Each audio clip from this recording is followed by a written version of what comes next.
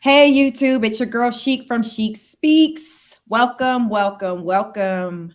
I am here tonight with the lovely Miss Veronica Farish. She so graciously came back over to Chic Speaks platform. And tonight we have a really good topic we're going to get into. We're going to talk about women who are just high earners, women who chase the bag, women who come off as though they value the bag more than love, more than their husband, more than their man. They're like, listen, I got to get the money. You gonna be there when I'm done or whenever that is, but I gotta go get it, and I need you to see it and support me. So we're gonna get into that because it's it's a conversation that I hear a lot of people have because it's very real. I did some research and I found that today more than ever before, like women are out earning their men.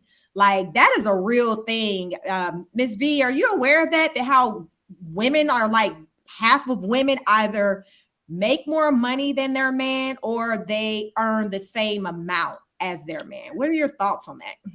I don't know these statistics per se, but I do know that now we have more working women in the workforce who are more educated now, more so than they were in the past. So, yeah, they're out here getting the bag. So I found this article, and it was on, let's see what article, on USA Today. So I want to share it because, so let me see. If I look down, y'all, I'm just looking at this article. So it says more women now are out earning their husbands, and emotions can be big. So it said in 1960, 3.8 women out earned their man. Today, about half of the women say they either make the same as their man or they make more than their man. So it's a whole thing, with women just getting to the bag. I know a lot of successful women who are making a lot of money. A lot of them aren't married. I will say, they are not married and they are struggling in the dating department. So that's why I want to come on here to just talk about it. I'm Chic Speaks. My channel is about helping women get married. If you want to get married, it is possible, but some of you might need a little help, and that's okay. So over here, I helped, help teach you how to go about identifying that good man that to determine if he is marriage material. And if you do identify him as marriage material, what's the next steps to take? So therefore, you can go ahead and get that ring and get married. So segue into women who are struggling in the area of dating.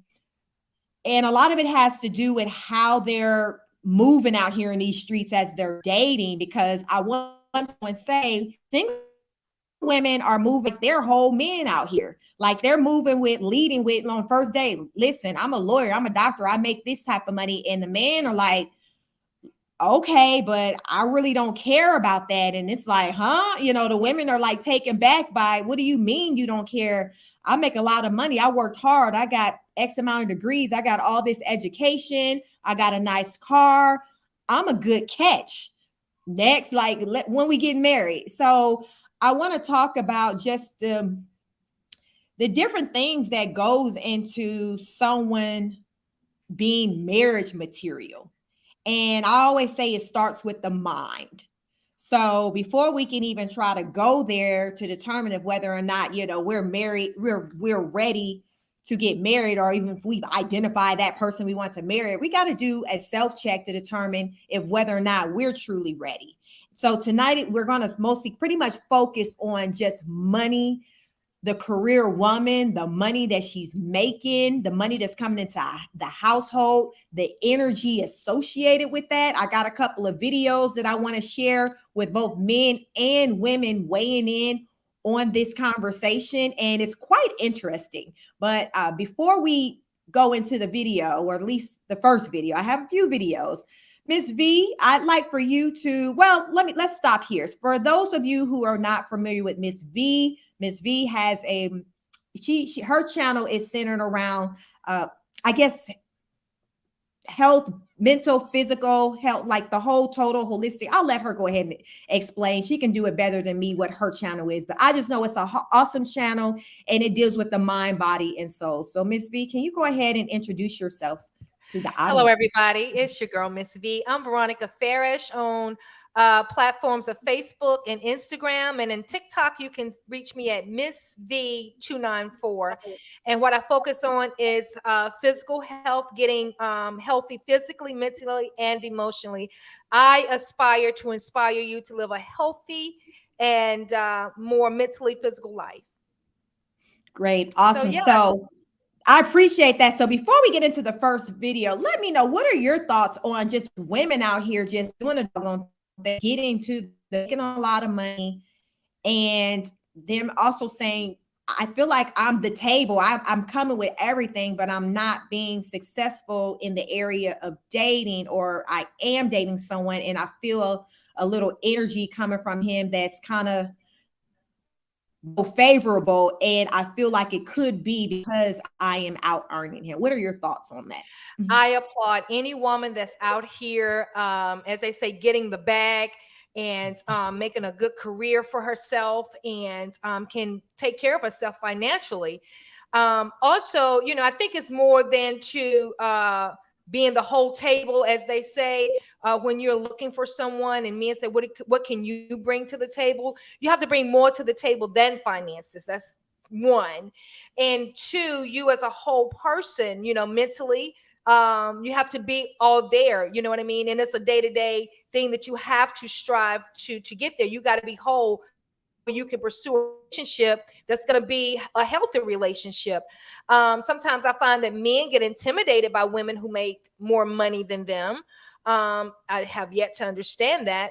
But again, I applaud the women, because for years, men were making more money than women. And in some cases, some men still make more money than women in the corporate world. Although women are making money in the corporate world, they're men, they're still getting paid, a little bit more than women. But for the women that's out here getting the money, hey, go for it. Continue on with it. I applaud you, because there's nothing more rewarding than being able to take care of yourself financially. However, when you're taking care of yourself financially, men's egos, that comes to play. Some men may say, I don't care if she make more money than me. Then what happens when you are in a situation and you want to make the decisions? Listen, I'm just I saying. agree with everything that you said. I feel like it is ego gets in the way. I think women and men deal with ego, and it can get in the way and mess up a whole relationship. Like, I've seen it, I've heard about it.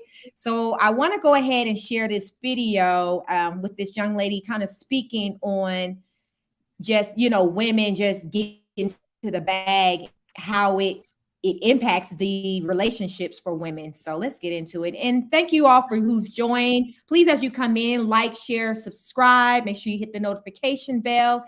And if you're enjoying the show, please show your girl some love by hitting the Cash App at $speak50. So let's go ahead and get into this video. Fair use.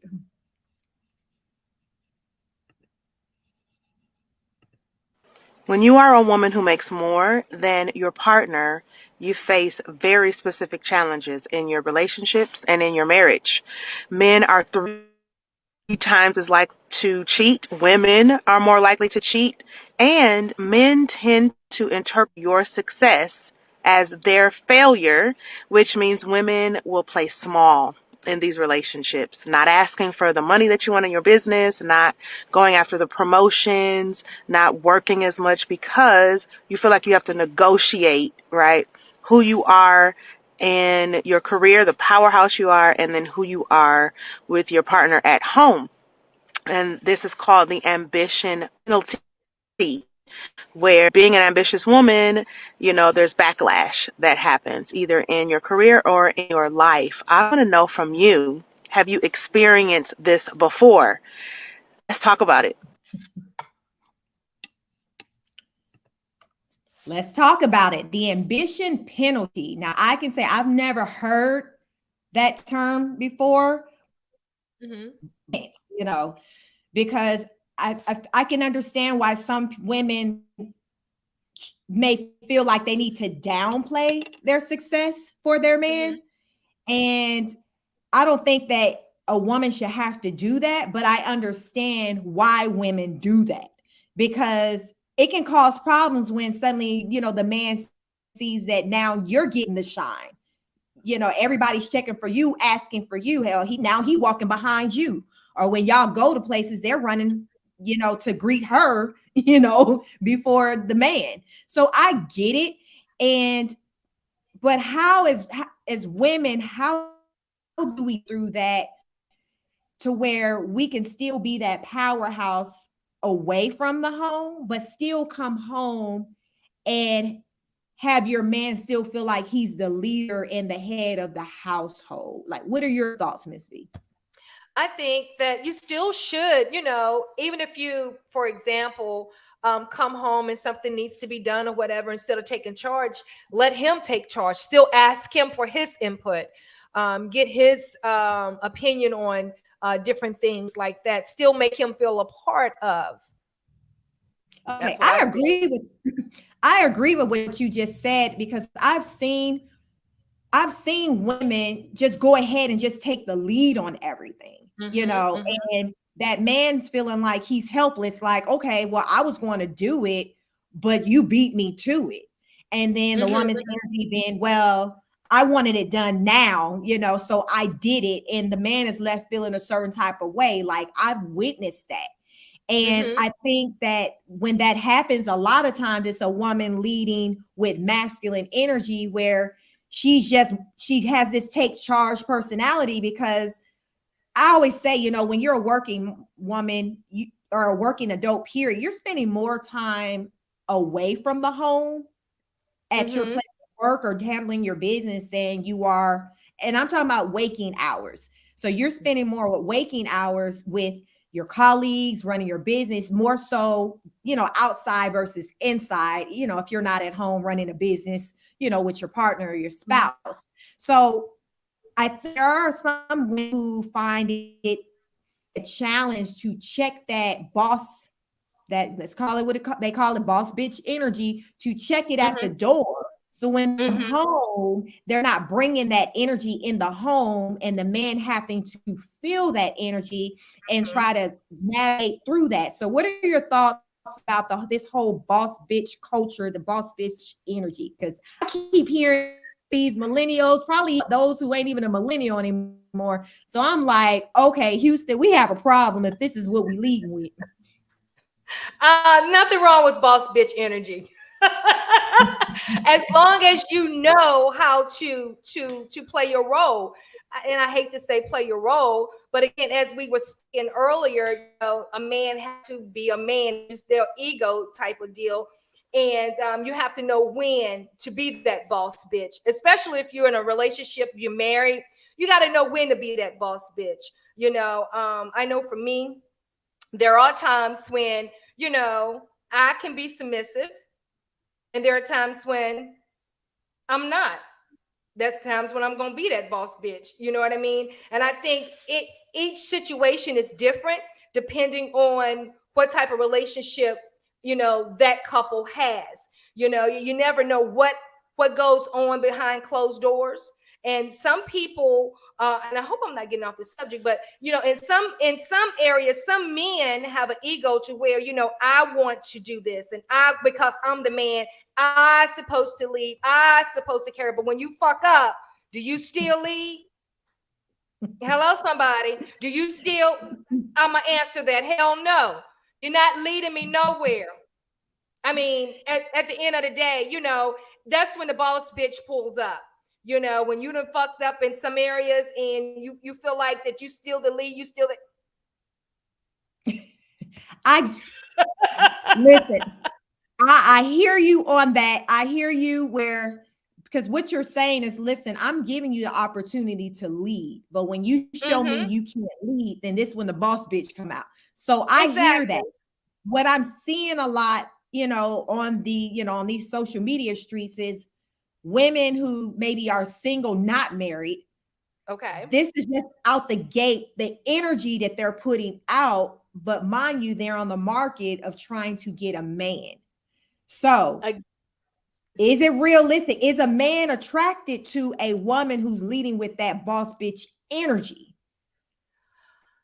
Let's take, for example, Meg the Stallion, pure boss bitch. You know, you have to be, I'm sure when somebody see her, you know, they like, damn, she really doing it. And she is. So are you still afraid to approach her? You know what I mean? Or does she carry? I mean, I don't really know how she carry it, but I'm saying she's a true boss bitch. You know, and a man have to put his ego aside to say, okay, so she's running it, but when they get behind closed door, how do they have? You know what I mean? You know how they moving behind closed doors if they're in a relationship. And I heard her say that I think her boyfriend name is Party, or something like Part of that. him. Yes. She lets him lead, but she knows when to lead too. So, and I don't feel like there's nothing wrong with that. But the young ladies that are single, that's saying, you know, I'm a boss bitch, just pulling up, and that could be intimidating to some men, you know, because some men may not be carrying it like that, like they're making that type of money. And even if they is, a lot of men don't like a woman that's just really boisterous and just, you know, with that type of energy, like, you know. From what I've seen, that's the consensus that I'm seeing from men, to where they're not really interested in that boisterous woman. I believe Mm-hmm. that you can move with a you can move in silence and still have this energy about Energy. you without even opening up your mouth to say I'm a boss bitch. Like They say, let's say it. like I could use Beyonce as an example. Mm-hmm. Beyonce is a woman, she don't talk a lot if you notice. She's a woman Mm-hmm. of very few words, but she has the boss bitch energy. We know that's what she is. But to me, I feel like she leads with her femininity. Mm-hmm. And so versus, So explain that. Explain that. so what I mean by that is that she's always on code when it comes to just being a lady, as far as how Mm-hmm. she's carrying herself when she's speaking, when she Mm-hmm. walks, uh, when she shows up to an event, how she's dressed. It's always in a classy way. She's always, speaking very, meek, very polite. You don't really see her getting rah rah. It's like I've heard her once say, I think she describes Sasha Fierce as like her alter ego. You So when go. she gets Mm-hmm. on stage, she becomes something else. So Mm-hmm. all the boss bitch energy, it's like it's on stage and she leaves it on stage. Once she Mm-hmm. exits stage left, it's left there, and she's Beyonce, Mrs. Carter.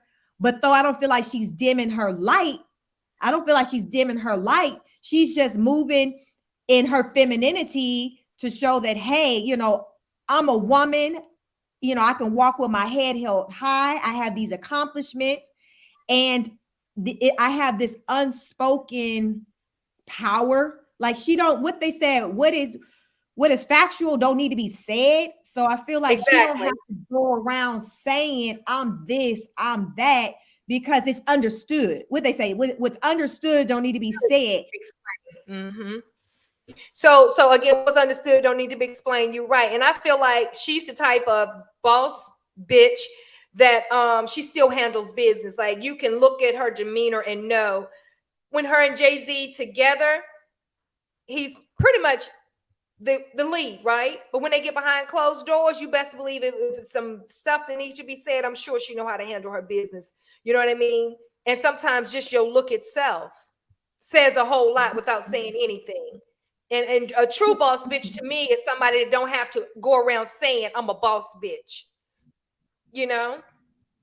To me, she knows when and when not to do certain things. So Mm-hmm. like you said, she handles her business at home, say what she needs to say at home, but when she's in public, she's his wife and she's allowing for him to lead.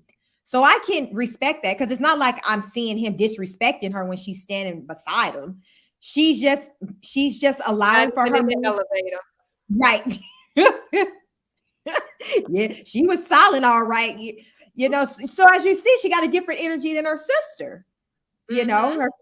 It's a different type of energy. So I just feel like you can still have a boss bitch energy, but it's unspoken. It's kind of like how you move. I Mhm. feel like, I have an energy about me that's very, powerful, assertive. Like it's understood. Like I don't have to go around saying I'm this, that, and the third. More often than not, I'm hearing people tell me what they feel I Mhm. am based off of how I move. And Mhm. I co-sign whether or not, okay, yeah, you got it right, which typically they do. They pick up my energy. It's not that often someone misreads me, but they see Mhm. how I move. They are like, I'm not a woman that goes around just broadcasting everything. I show Mhm. up, I handle my business, and I'm like, I'm very action oriented. So I don't need to Mhm. be saying I'm this, I'm that. And I noticed that a lot of young ladies, they're just constantly talking about what they are. So it's almost like, do you And really believe that, or are you trying to convince yourself that this is what you are? exactly. And not only them, men too. Mhm. I have a problem with a man always saying, I'm the head, I'm the lead, I'm the as you said a few minutes ago, what's understood does not need to be explained. Why do you keep saying you the head? Who you trying to convince, me or yourself? I mean, damn. You get a lot of people on these platforms. That's all I keep saying. I'm the head. I'm the lead. A man's supposed to do that. We know what a man's supposed to do. Shut up. Right. Shit. Every time I turn around, it's man this and we the head, we the lead. Can you lead by being quiet? Right. I mean, Because you always saying like, go ahead. I'm sorry. what I was going to say is, if you're leading, you don't have to keep reminding your woman that you're the leader. She knows you're the leader because you're leading. I Exactly. have no memory of my husband telling me I'm the leader, or me telling him I'm a boss bitch. Like, what is don't need to be like, I listen, this is not Can how you we walking imagine? around. Right. You know what? I think when my husband come home, I'm gonna say, listen, I'm a boss bitch. And he gonna look at me and say, yeah, I'm the head of this house. Really? I'm the head. I gotta lead. I gotta make sure. No, we don't need to be doing all that. That's a big turn off to me. Right. That if you Because and people will this is try to what match that energy. Like if you're running yeah. around doing that, it's like you're trying to compete. Like, so the question is, are women trying to compete with their man? Mm-hmm. Because I once heard someone say the person in the home who makes the most money is the person in the home who's in control. And when I thought about that, that made sense to me. Mm-hmm. Mm-hmm. And that's, to me, that's why I started to really hone in on with these women who are making more money and this energy that they're leading with, because they're making the money. So they're leading like as though they are the leader. And so therefore it's like, okay, I run stuff because I'm the one who keeps the lights on around here. So I think again, that goes along with the type of person and the communication that's going on there. Because really and truly, I would that's a little rough right there. I'm making more money. No, I will say when I was working and I was making just as much as my husband, in some weeks I made more, but I never was like, so look here. This month I made more money than you, and I'm calling the shots. And I said, and I guess different people are different. You know what I mean? But I just, mm-mm. I think I can see women who have been in a situation where they did it more or consistently with making more than their men. I think they can kind of build that, they can get used to being in control. So Mm-hmm. therefore, just it's like, okay, I know I'm going to make more than my man. So as they're going from relationship relate to relationship, they're having this energy, because that's, definitely, as black men typically make, less money than the other men, let's Mm-hmm. just say it is. So, and then you have a lot of black women who have a lot of education. So I can see why there's a lot of women who out earn their man. I can Mm-hmm. see that. And And I've even heard, go ahead. I'm sorry, I can see a woman taking the lead again, like I had said earlier, when they're making all the money. You're sitting there. Oops. Oh my, sorry. Can you see me? Hello? Yeah, I Oh can shit. see. You can still see me? Oh, I'm so sorry.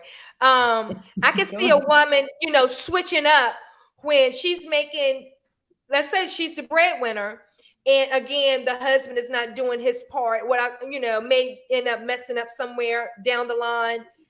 And I can see her throwing that in his face then. You follow what I'm Yeah, saying? I Like, mean, how because I dare once asked, right, I once asked someone like, okay, when you're, I asked the lady that was dating, like, when you're in these relationships and you're making more than your man, do you just feel this need? Do you feel like you're the one in control and running things? And she was like, yes, because I feel like in order for stuff to get done, like I gotta be the one to make sure it gets done. So yes, I have to have this I guess boss bitch energy, but she did say I would rather not be in a situation like that, which is Mhm. why in the future I would like for the person I'm dating to at least make what I'm making, if not more, preferably more, but definitely not less. Right. And but with black men today, it's a good chance that that black man is going to make less than that black woman today, because black women are getting all this education. So when Mhm. black women are now having to ask themselves, are they okay with earning more than their man? And that's why I feel like it should be made known in the beginning of the relationship. What's your expectation on income wise? Are you okay with me being a janitor and bringing home $25,000 a year and you're making 90,000? If you're so in love then, and hi, sweetheart, if you're so in love then and okay with him making $25,000 to your $80,000, and later on in the relationship, there's no need to complain. Versus if you say, I'm feeling you, but that's just one area that I'm gonna have to, mark off for you, because my criteria, my qualification is somebody that's making what I'm making, if not more. And then that way it won't be a problem. Does that Right. make sense? Right. Yes, it definitely makes a lot of sense. Thank you to Real Precious for being in the building. Appreciate you. The Real Precious says you can't say anything if you agree on it. Right. Like I believe in having these conversations up front. Mhm. As you talked about, like, what are your goals? Are you content with where you are, with your financial situations? Do you aspire to advance in your current position? Do you aspire to go back to school, to get education in another field? What are you trying to do with your life? So I do feel like these are conversations that should be had early on, pre-marriage. So therefore, during the marriage is not a thing when you see that, okay, you're making more than your man. Mhm. Because typically, especially in a corporate environment, you're gonna see more women as far as with black women, you're going to see more women than men in that type of setting. And there are a lot of women who only want to date the that type of man. I don't know, is that the blue collar man? Like that's the only type of man they want. They want a man in a suit and a tie. But how often are we seeing those type of men in that type of work environment? And then some women is okay with being the boss bitch and their man making less money. So because they want to be in control, you know? But me for one, I always like to say this is what my expectations are. So it won't be no surprise later on. I make this kind of money. I expect from the person that I'm seeing or to make this amount, if not more. You know what I mean? Um, Right. so You yeah. brought up something where some women, they desire to be in that type of situation. So back to the article for from USA Today. I'm going to read this article where it talked about, it took a survey and it weighed in on like what men, how men felt about their women making more money than them and how women felt. And they were like, when they asked the men basically shrugged their shoulders like, it's good, it don't matter. They were neutral about it. Whereas with the men, they basically said, I feel more proud, independent, in control. Like they had more to say about being in that position, but they also said that they felt guilty and embarrassed. So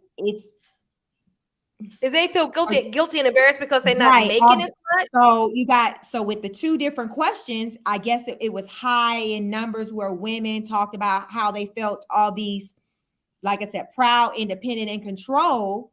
But then in another question, there were a high number of women that said they felt guilty and embarrassed about making more than their men. So I guess you got, out of the women, you got a good number of them who say, hey, I feel guilty and embarrassed. But then you got a good number of them that say, hey, I'm proud, I'm in control. Like they're really feeling the idea of out earning their man.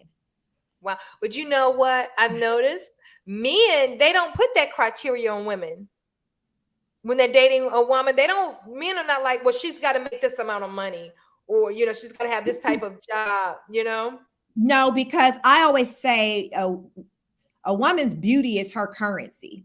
So men are visual. They're looking to see if you're they're looking to see if you're fit, feminine, and friendly. They don't care about how much money you make, because a typical masculine man, their mindset is, I'm going to take care of you. I got the money, so I don't care about that. And that's why I said, earlier on in this show, that there are some women who are leading like men, where they're on these dates and they're just talking about the things that they have and their accomplishments, and the men, they don't care about these things, because that's not what they're looking for. That has no bearing on what kind of mother you're going to be to their children, if you're even able to bear their children, if you'll be submissive, if you'll be agreeable, somebody that they can work with and get along with. Like, your money has absolutely nothing to do with that. And what I've seen is that the higher up a woman goes in her career, as far as like the amount of money she make, her title, the stronger I come to see that energy, that masculine energy, because a lot of times in these work environments, they're having to lead men.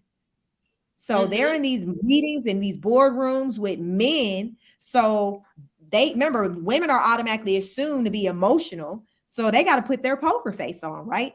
So they got to act like, they're good. And like, it ain't that time of the month. Like, no, I'm fine. I don't have any cramps, and they can be going through all kinds of stuff, but they can't use that as a reason to not carry on and conduct business as usual. So I think what happens is that in many situations, it can be easy to take that energy home, because remember, you're spending time away. So if your environment that you're spending more time in calls for you to have the boss bitch energy, how do you suddenly turn that off when you go home? To me, it seemed like, because I've witnessed it, knowing people who had high positions, higher than their man, and I can see the dynamics between them, where the length, they seem to be, it's almost like you see a level of disrespect when they talk to him. And then I've seen, so a couple I have in mind, that was the case. But then when she so no longer worked from a layoff, then the energy changed. So I'm like, wow, that energy was associated with that job title. So let me come back with this one. Then with some men, when they making good money, got money, they think they own you. They think they can do what they want to do, and it's okay, because guess what? I'm the breadwinner, and I'm the head of the house. I lead this family. So what if I made a mistake? Okay, don't you want to go shopping or something? Ain't the lights on? So both.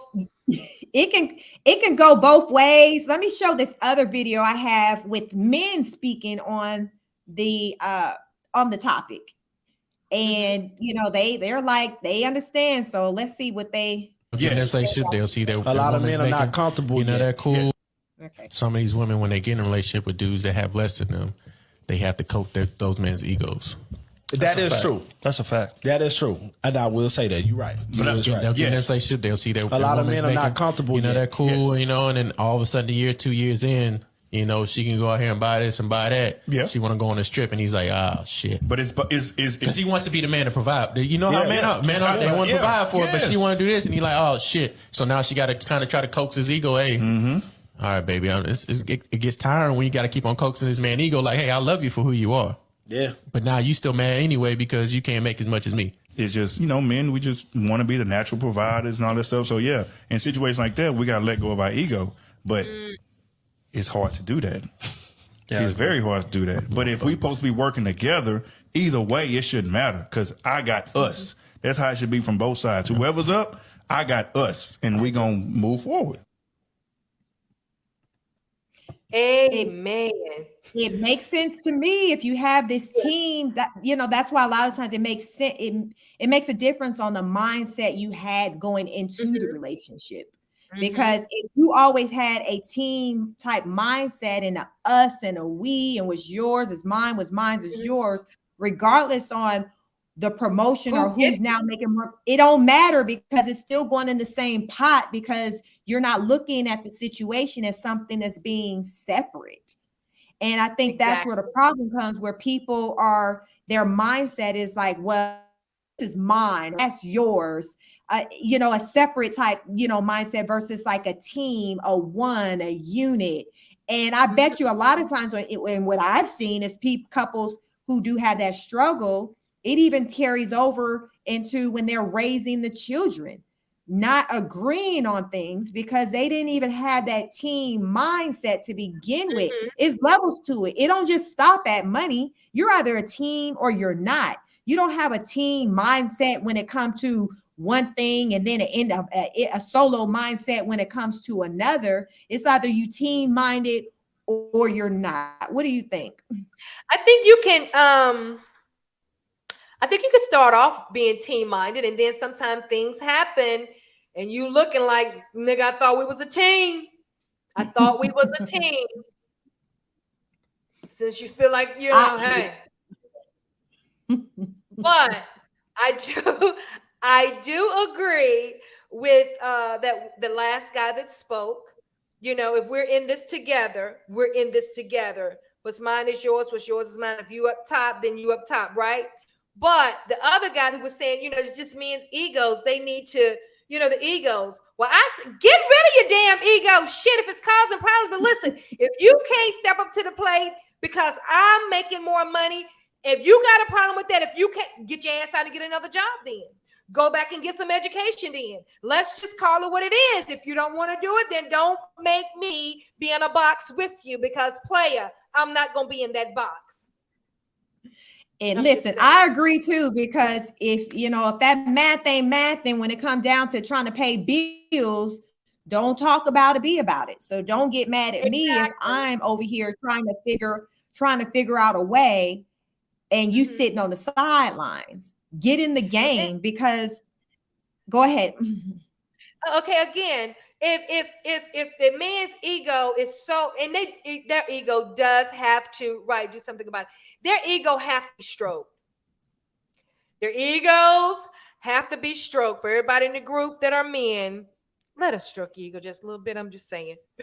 But anyway, men's egos need to be stroked, and it gets in the way. I mean, like, damn, if I'm making more money than you, why do you have a problem with that? What else can you do?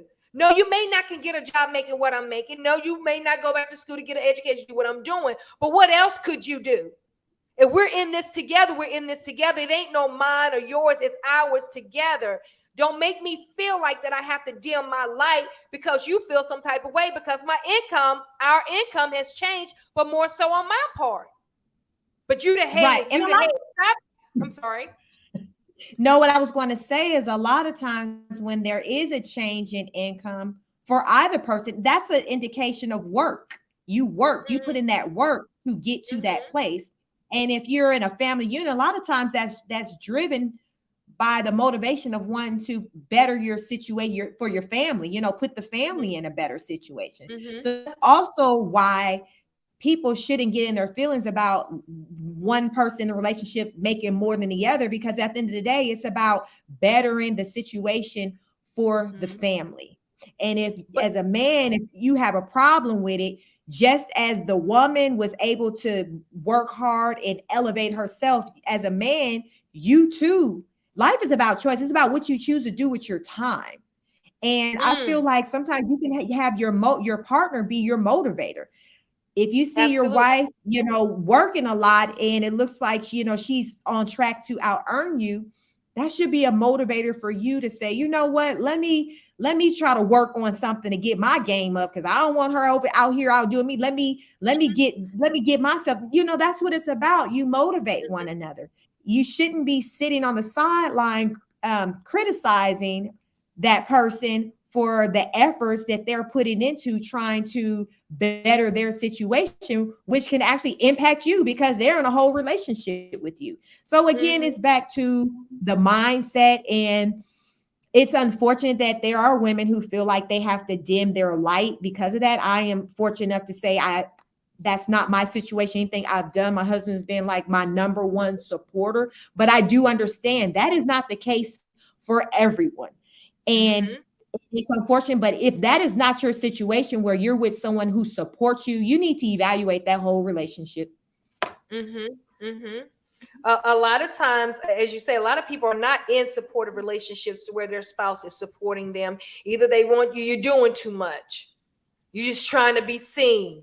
I'm the lead. I didn't say we could do it this way, or you wait till I give you the word, and that's ridiculous to me. My thing is, again, if a man have a problem with the woman bringing in more money, then if you can't do nothing about it, then please exit yourself from the situation or sit on the sidelines, one of the two, or do something else. I mean, point blank, period.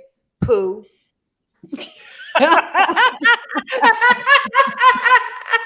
I've been trying. You did it. But listen, appreciate you. Listen. Oh, That's what we do here. That's what we do over here. I think it's important for us to check in with one another, to check in with one another, and to see how the other person is feeling, and not just assume that they're good. So let's just say if you are picking up a change in the energy, open up that dialogue to talk about it. Because if there is an insecurity, having a conversation could maybe help to have that person to get out of that feeling of whatever it is they are. If they're feeling like, well, you're going to make money and then leave me, because that's the whole thought too. I imagine men feel that way too, where they think that woman, as she's elevating herself, she'll leave and go elsewhere and get into a whole nother situation, or get with somebody who's in her tax bracket, just like, men leave, and get with women or a different type of women because now they make more money. So now they want the exotic woman. The woman look like a Barbie, and the woman that held them down, that had their children, she don't quite look like that. They feel like, well, now I need to get somebody who looks this way because of my earning potential. Because you notice a lot of men, as they make more money, they'll trade out the wives, and you see the starter wife look different than the new wife. True. And well, here's the thing. I'm gonna say that on this one. Here's the thing. A lot of times, and it maybe change the subject a little bit, a lot of times we get complacent. We feel like, okay, I done had the kids, we married, and we get tired. And you get complacent and forget about you taking time out for you. So therefore, you go to what feels good to you, what's comforting to you is food. So then you start to eat and gain weight and lose all of, what you look like when you first met him. Then he at work all the time. Who do he see at work all the time? All the little ones with the cute little shapes and just flipping and flopping everywhere. And he wondering and thinking how that taste or how that's gonna feel, and this ain't what I got at home, but I want to try that. And then you mad because, but listen, as long as you stay like an appetizer, and well, either way, you can't stop a man from doing what they're gonna do. You can look like you want to look and be as fit as you want to. If they gonna creep, guess what? They're gonna creep. But no, when you creep, now I'm creeping material too, and I look just as good as the one you done went out there and creep with. So don't ever get it twisted, boo. I mean, you know what I mean? So we got to, yes.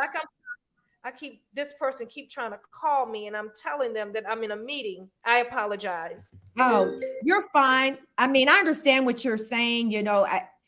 Basically, we got to do, as like we talk about those check-ins, we got to do the self check-in as well to make sure we're good, before we can try to be concerned about our partners. It starts with self. Exactly. And when we're good with ourselves, a lot of times that makes us to be motivated to want to get up and go out there and do better for ourselves, get off the couch, go exercise, start up that business, from that idea that you've been thinking about for the last X amount of years. So again, it does go back to ourselves. And I've seen, there, as we talk about insecurities, where women who've changed their whole appearance, where it'll impact their relationships. And now, because the wife is looking different, that man has become more insecure. So now she's looking different. She's making more money. So it's like, it's all these things with this change that's now changed things. And he's like, okay, this is too much. This is too much. So, I mean, it's layers to the change, but a lot of times, it starts with a woman being inspired and motivated, and that can actually end up resulting to her making more money. Oh, absolutely. And I think when you had said earlier, all right, Precious. I think what you said earlier, as far as having conversations, those are sometimes uncomfortable conversations, because men are not going to always express their true inner feelings. It's like they're afraid to be vulnerable, to say, yeah, I feel some type of way because you make this type of money and I'm not making that kind of money. To them, they're not going to really be honest about that, but they're going to be showing all kinds of signs that they feel some type of way, or their testosterone start really revving up, and here they want to go saying, I'm the leader, I'm the lead, I'm leading. What leading? What? Lead what did you lead with no money? Leading what? With no money. Well, remember, that's when I say that go to the hood and get that bottom of the barrel, take her a 10-piece nugget and a milkshake, and be like, baby, dinner on me. And she like, thank you, daddy, because to her, like, he coming with something, because of him, I get to eat dinner tonight. Because as I say, a lot of times a man, when he steps out, the caliber of woman that he's cheating with is nothing compared to his wife, his main chick.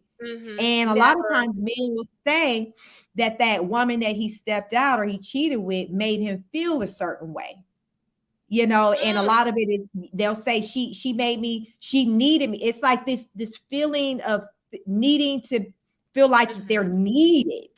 And a lot of times women, go ahead. Well, I can tell you a real hurt piece, honey. My first husband told me when he said she was giving me something that you wasn't giving me. That hurt like hell. I said, well, what the hell was that? I mean, I'm in my 20s. I didn't know what the hell it was. To this day, I still don't know what it was she was giving him. Probably attention, time. You know what I mean? A soft ear. Letting him be the lead. Hell, I don't know. Well, both of them did. So they still can't answer that question. Jesus. Well. I'm just saying, but no, that was a really, really hurt piece, Chic. When your man tell you ask, here's the thing, you ask the question, you really want the answer. Although it's going to hurt, you still want to know the answer. Why did you do it? Well, when he finally fessed up, he said, well, she's doing something for me that you're not doing. I'm getting something from her that I can't get from you. I said, well, what is that? He didn't, either he knew and didn't want to tell me because he felt like I was going to go off, but he just didn't, I don't know, Yeah, I've heard many men just talk about it being about just the emotional, the connection piece, and it not necessarily being about the sex. If you knew that you were giving him the sex, I would say it's safe to rule out that it wasn't that, it was something else. More and emotional. Yes, because I've heard men say, well, you're so caught up in doing this, or you're working, or running the kids around, you don't even care about my needs around here. So I went elsewhere. And that's not an excuse, but that's an excuse that I've heard many of times. And a lot of times what I see is that woman that they cheated with, she's someone who don't really have much. That's why I say men don't really care about the money part. It's these other things that they're more focused on, with how you make them feel, with those things, how you look, how attractive you are. They don't care about your money because they're like, I can provide for us. So it's not about that. So, but you're so focused on your career to where you've put that before me. So now I'm left over here, and the expectation is for me to just be over here waiting until you make time for me. So could you see a boss bitch married to a husband, married to someone, and because he's not feeling validated, that he would leave her or step out on her for somebody that he can feel more empowered to, like he can take care of, that he feel that he needed. Right. Here's the thing when it comes to a marriage, most men, it's usually women who file for divorce. So men typically don't divorce their wives. Like women divorce their husbands. So I think it's more of a chance that he's just going to step out and cheat versus go out and file for divorce and leave you all together.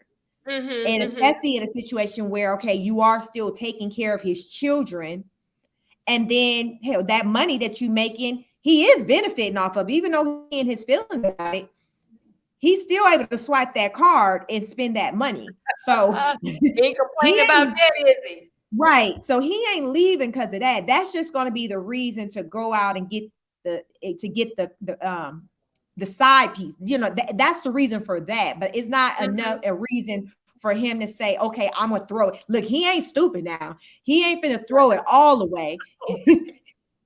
Because remember, he still need to have that card work. And if you bringing in most of the money, he's still gonna spend it.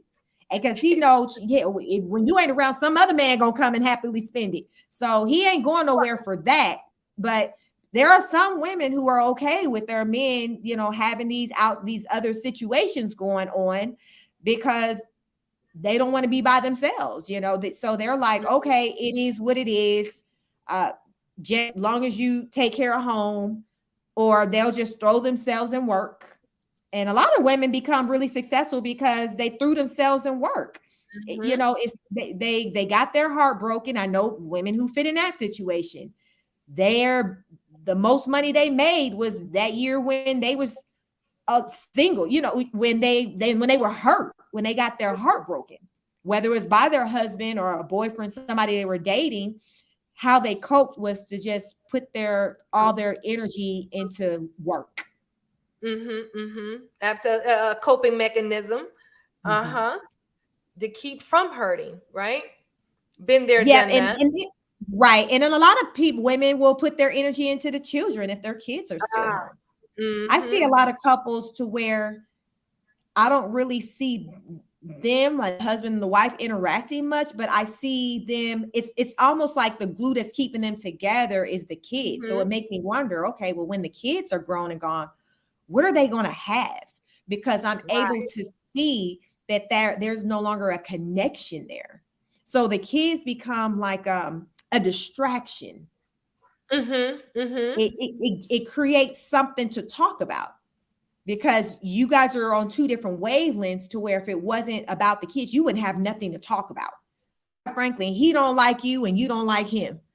But you guys are there trying to make it work.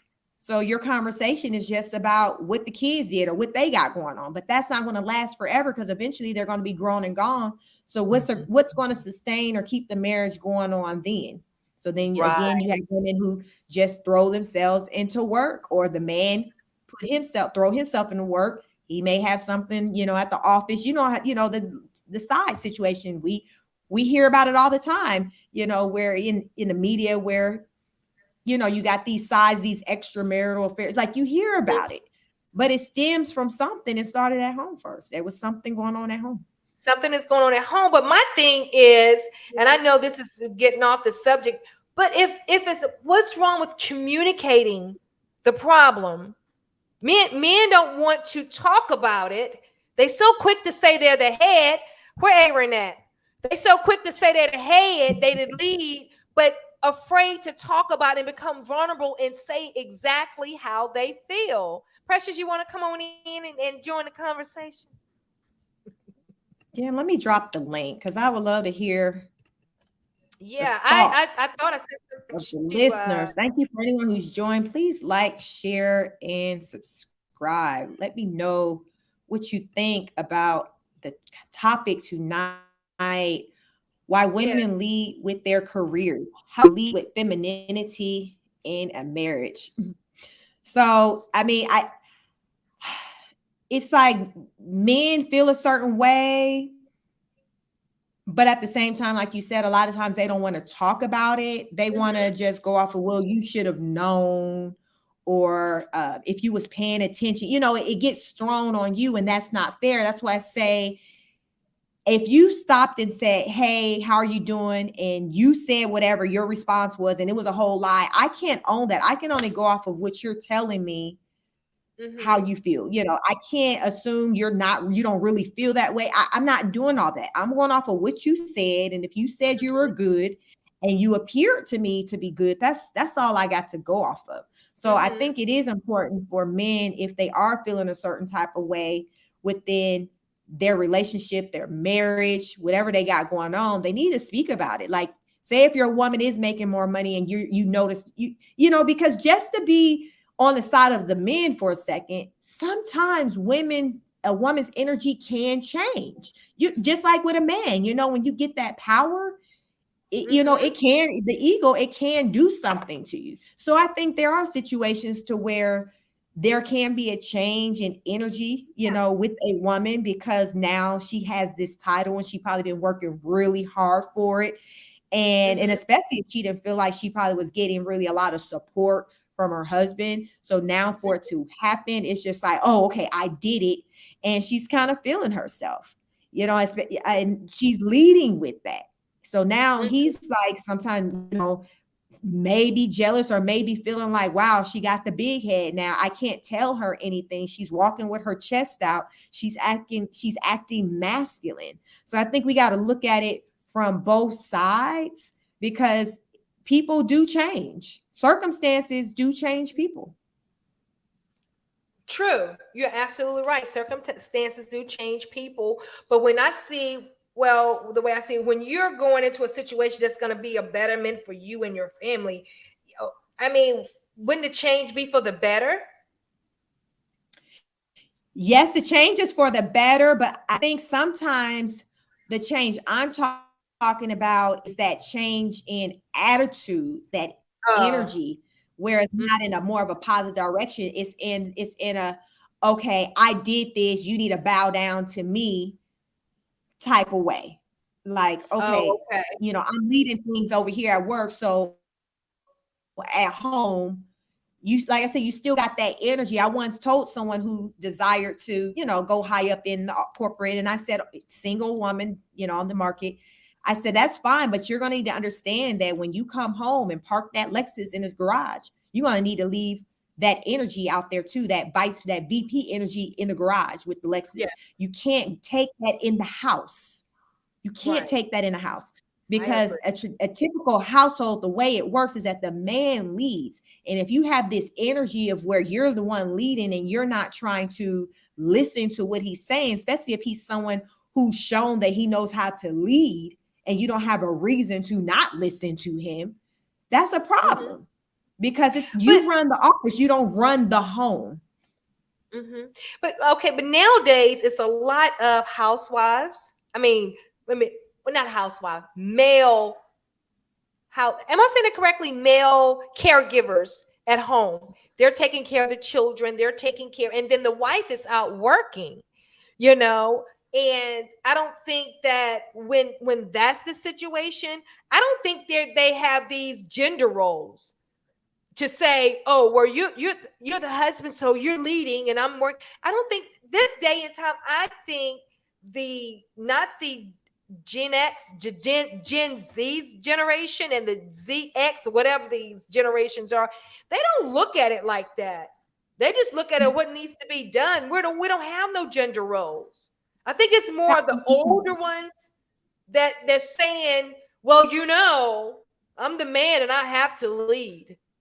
And and that's, now that you brought that up, the same article from USA Today said 1 in 5 couples like, the millennial couples, the younger couples, they say that it's an issue with the man making more. But when it comes to like seniors, the couples that are up in age, 1 in 10 said it's an issue.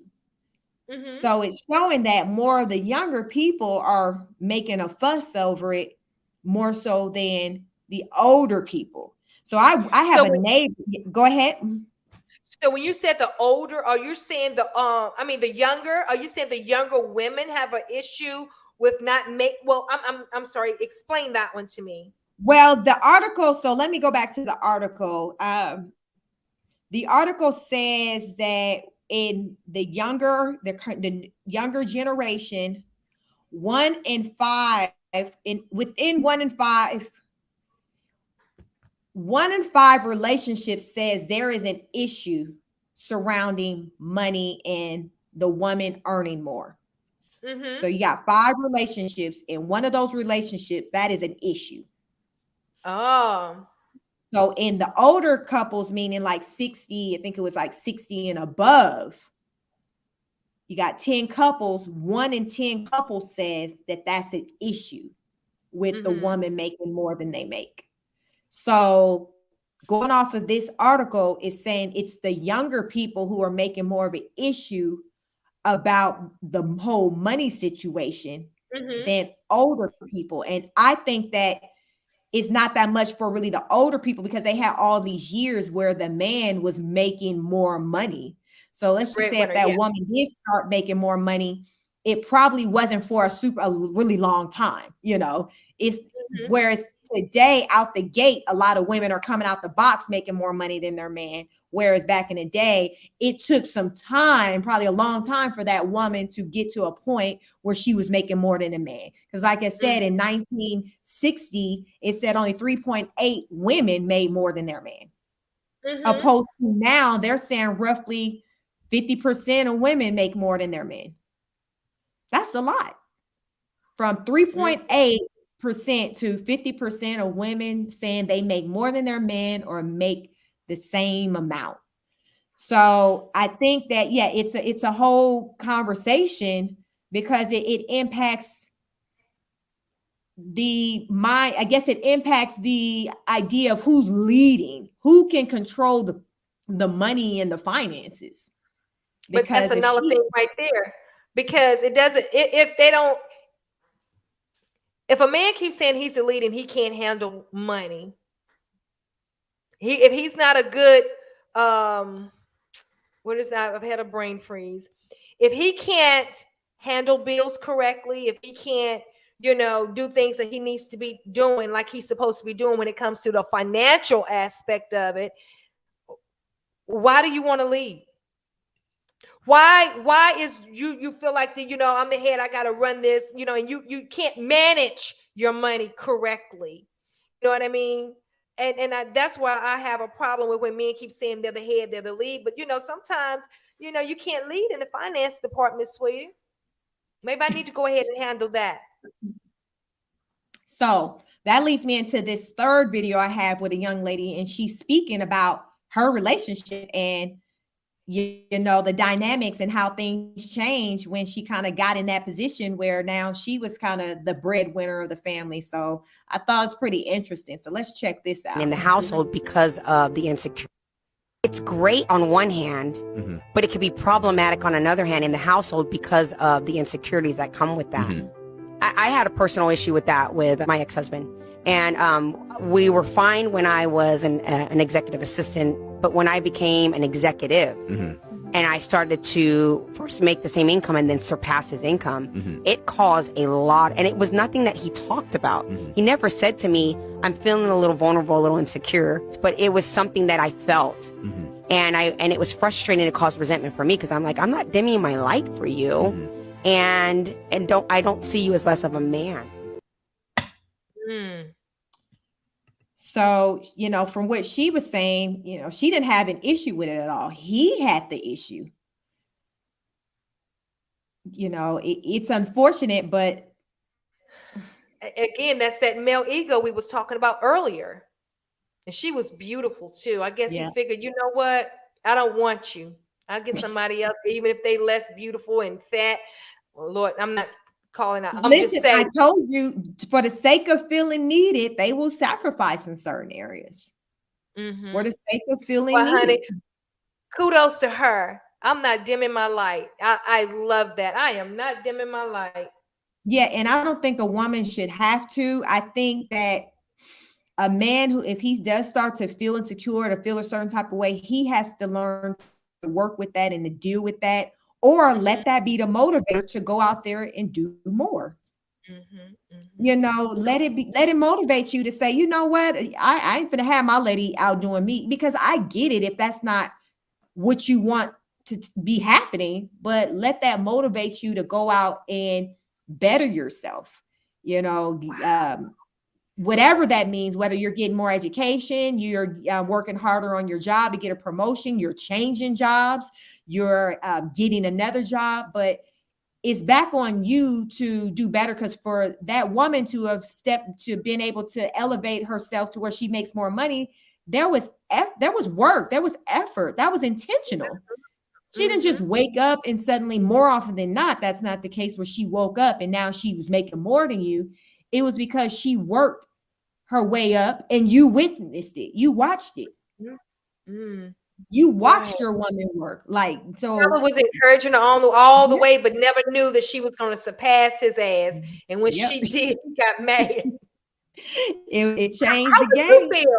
How would you feel if you was making more money than your husband? Do you think it would be a problem? I know we've talked about it a lot, just you know, because it'll come up in conversations, because you know, I'm always doing something, growing.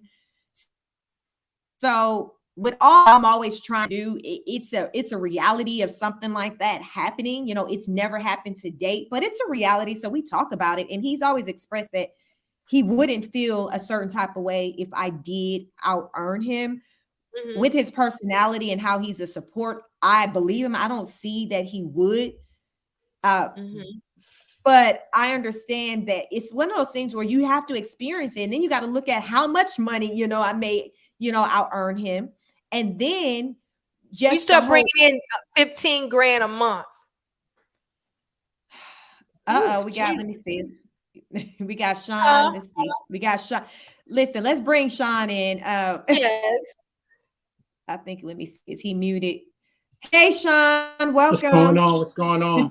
Hi, Sean. Listen, hello. She asked me how would I feel if I was now making way more than my husband, 15,000 a month, you know, and right now that's on a low month. That's right on a now, slow month.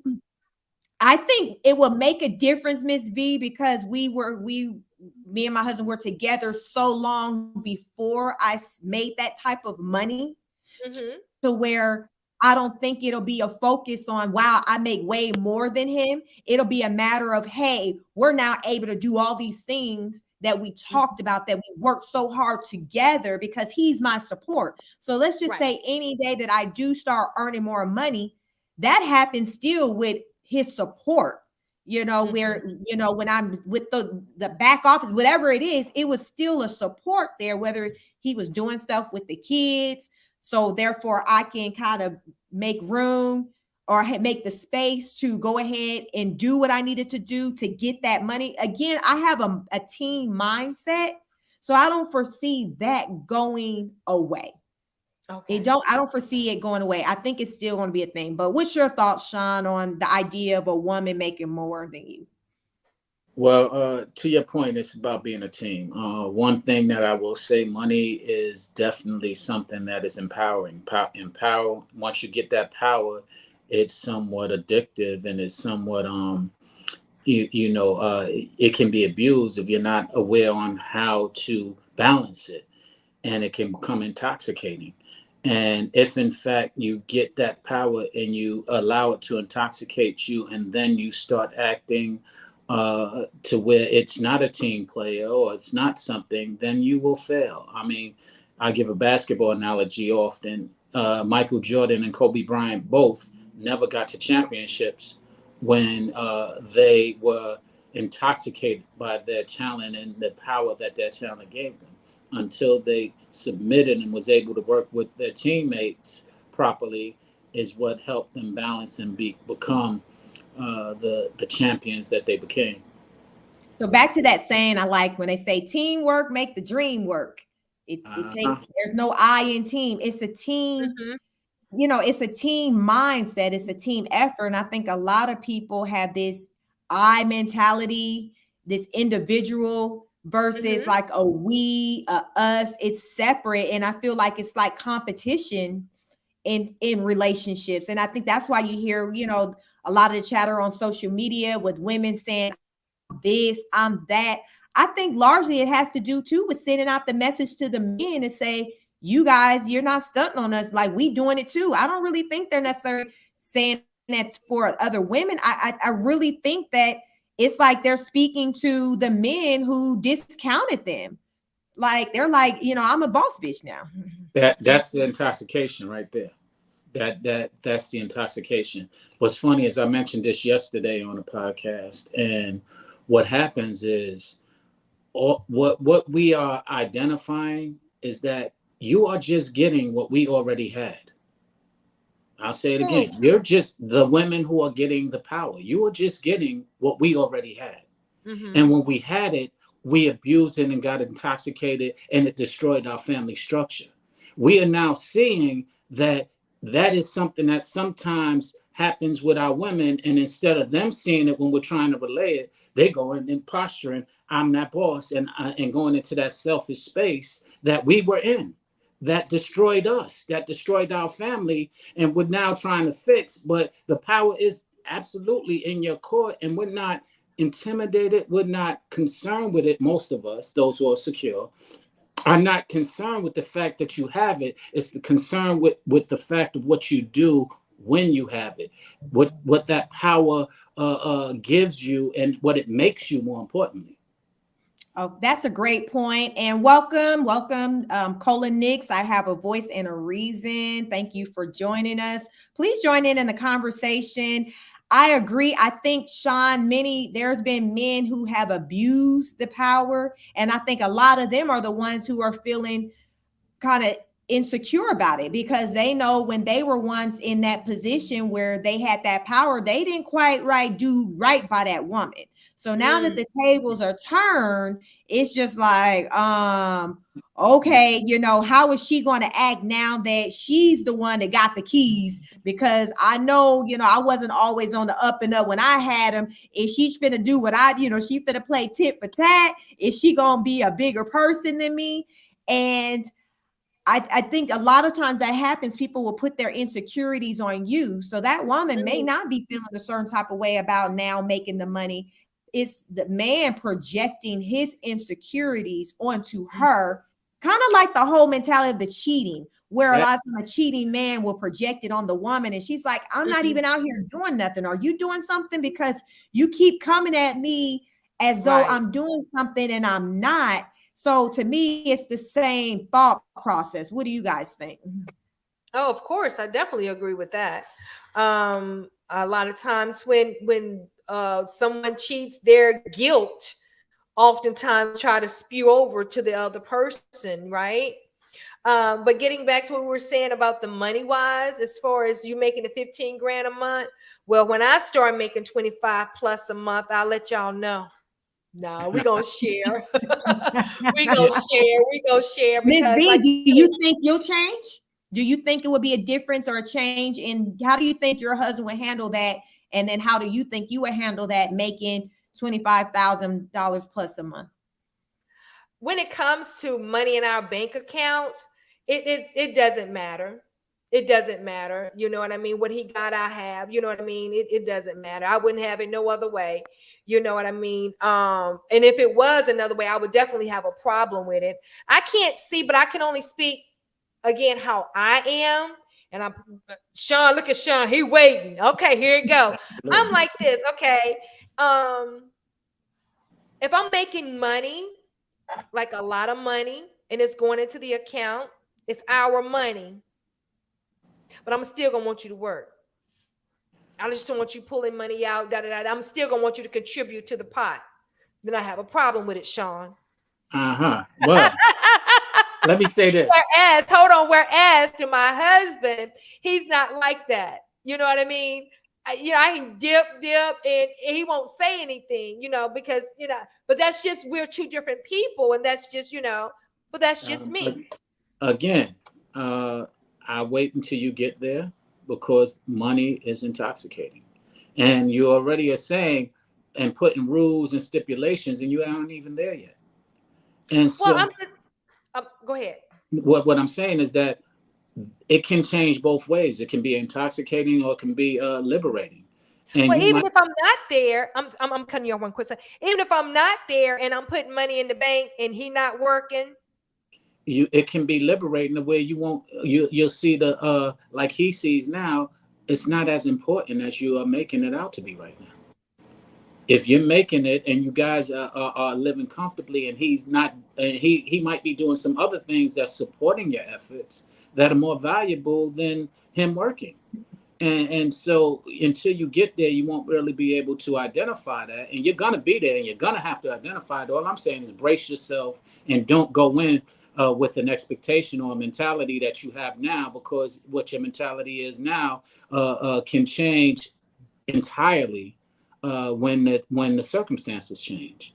So Cola Nick said, let me read her comment. She said, I think we lose focus on partnerships. So Sean, I think you brought up a good point, because as Ms. V was, sharing, what her expectations would be, I got to thinking about mine. And I think I would still want to see my husband working, because I understand the mindset of a man, to where how he feels like he has to work just as a man, a contributor.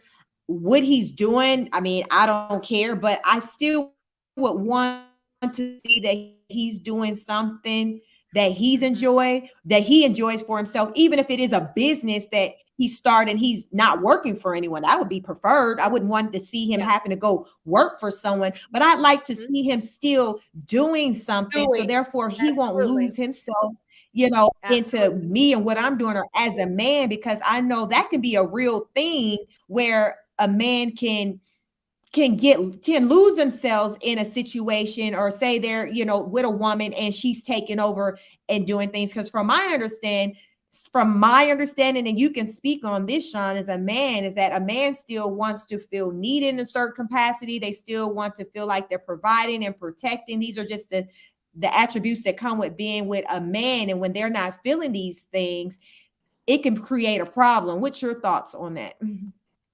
Absolutely, it can definitely create a problem. You want to be needed, but needed isn't always providing the finances. Unlike what is commonplace. Everybody speaks on the emphasis of the financial part, but it's not specifically financial to be needed. That's what gives us the posture and confidence, but it gives everybody that posture who is making it. That's why, again, that money is sometimes crippling, because it gives you a posture, a sense of worth and value that might oversee characteristics or morality. And so when it happens that way, and we are guilty, men have been guilty of it for years, on getting in that position. And how we talk about control. Well, guess what? Money allows control. Whether you want to admit it or embrace it or not, if you have a job, it's the money that has your boss or your job being able to control your outcome, your schedule, etc. And that doesn't change because the money comes from somewhere else. It's just whether or not you're going to abuse that control, abuse that authority. Agreed. Noted. Cola Nick says, yes, I agree, Sheik. I'm learning to live and not exist. I think we all overthink when it comes down to our households. It's always a push-pull, cause issues. I agree. When she says she's learning to live and not exist, and it's just about, the quality of your life. And Sean, you brought up a good point where it's not always about the money. Miss V and I talked earlier about just ways that her husband shows up for her that has absolutely nothing to do with money, but as a support. But I think a lot of times with men, they'll naturally just think about they're the only way they can benefit is through the money, and that's not true. So sometimes I guess we have to come in and say, well, no, I need you in this way, that way, another way. It doesn't necessarily have to be about the money. So I think that's a great point. And let me add on to that. I said it earlier in the chat. We have to unlearn some of our behaviors. And that's both men and women. Men have learned that it's about the money and securing the bag, as they would say today. Women have learned certain things as well. Being independent, you don't need a man, for lack of better examples. But the point is that some of these things are so deeply embedded into our minds and our subconsciouses that we have to intentionally identify it and unlearn it. I intentionally put effort into changing some of our beliefs and our mindsets by identifying, first off, where it's rooted and whether it's crippling or not. And I think often some of those things are crippling. We mentioned earlier, you guys mentioned about, it's just that when we get in that power, an insecure man, but you're feeling that if a man is trying to give you guidance because he might have been there, and you're thinking it's insecurity, you're on defense, that becomes a learned behavior. You're thinking that he's trying to tell you what to do, which he might be, but it's really, is it coming from a loving place or is it coming from a envious place? And if that man is your support, you should recognize and understand it's coming from a loving place, and remind yourself it's coming from a loving place, unless it's not. Of course, it can come from an envious place. No, I'm not disputing that. A lot of women can attest to it because a lot of women have done it. They have been envious of what the man is doing and wanted to be and do that. And hence, that's why a lot are in the positions they are in. But the point is, if it comes from a loving space, it doesn't matter. It's not an insecurity, and you have to unlearn and not even put out that it's an insecurity, because that then becomes offensive to that person who's not being insecure, who's trying to be helpful. And there's a fine line between being in control and giving constructive criticism. You're right. Colin Nick said, I would have liked him to show up for me at my grand opening, doctor's appointment, helping me paint the wall in my business, etc. Nothing to do with money. Just show up for me. And because I talk a lot about that with showing up, knowing if a man is quality, because on my channel, I speak to ladies about marriage, how to identify someone who's marriage material, how to prepare yourself to be a wife. And I talk about the signs. Does he show up for you? And when I said that, it had absolutely nothing to do with money. Showing up is when you're in need. Much of what Colin Nick says, just support, showing, literally coming to, an event with me, my doctor's appointment, helping me do something like paint or help me change my tire, answering your phone when I call you or my text. That is what's showing up, because those are the signs of when you take it to the next level and get into a serious relationship, marriage. It's an indicator of whether or not he's going to be showing up to you in this marriage. If he's going to show up for your kids, you have to base it off of something. So that means we can't ignore those signs from early on when we were dating. If he was consistent then, where is suddenly this consistency is going to come from? So, it's patterns. Go ahead, Sean. Can I say this? His consistency can come from you being consistent in the example that you're setting and him recognizing that within you. So that's just, and that goes both ways. So I would just say, don't rule it out but as well, to your point, you should be recognizing and identifying signs that will show character as opposed to show what we're usually looking for. And that's, individual, what you're looking for individually. But I look for character. The funny thing is, yesterday when we were speaking on Precious Live, one of the things that a woman said is, this guy, he called me all the time. It was somebody she just knew. He called me all the time and it was annoying. And I'm like, that's a characteristic that albeit it might be annoying because you don't know a person, but that's also a characteristic that could be misinterpreted because he's just caring because she had COVID, and one of the gentlemen said I didn't call her, and she got and she now is with me, and the guy who called her annoyed her, and she ain't with him, and I'm sitting there like, how backwards is that? In my opinion, because the guy who actually showed consideration, you got annoyed by because he was calling you too much, checking in on you, and but again, it goes back to unlearning what we've learned. Mm-hmm. Yeah, that's a great point. I think that plays out a lot of times in relationships, especially, with women, to where we're not really attracted to that man who's constantly showing up. You're like, okay, I remember in high school was a guy and he was constantly showing up and waiting for me. And that was actually a turnoff to me of how much he was showing up, And, right now, I talk about the importance of somebody showing up, so it does come down to a mindset, the maturity, you recognizing, when somebody is actually serious about you versus somebody who's just trying to have a good time today. These are just things that come in time that we come to see. But I think that's the story for a lot of women, where that one that was actually coming through and really showing that interest and like they cared, the woman was kind of like it's turned off. But maybe it goes to that notion of you want what you can't have, the whole mouse chase thing. I don't know, but I just remember being that girl in high school feeling like, okay, he doing too much. It was such a turnoff. Well, the funny thing is, you mentioned one thing about that, and that's that you were in high school.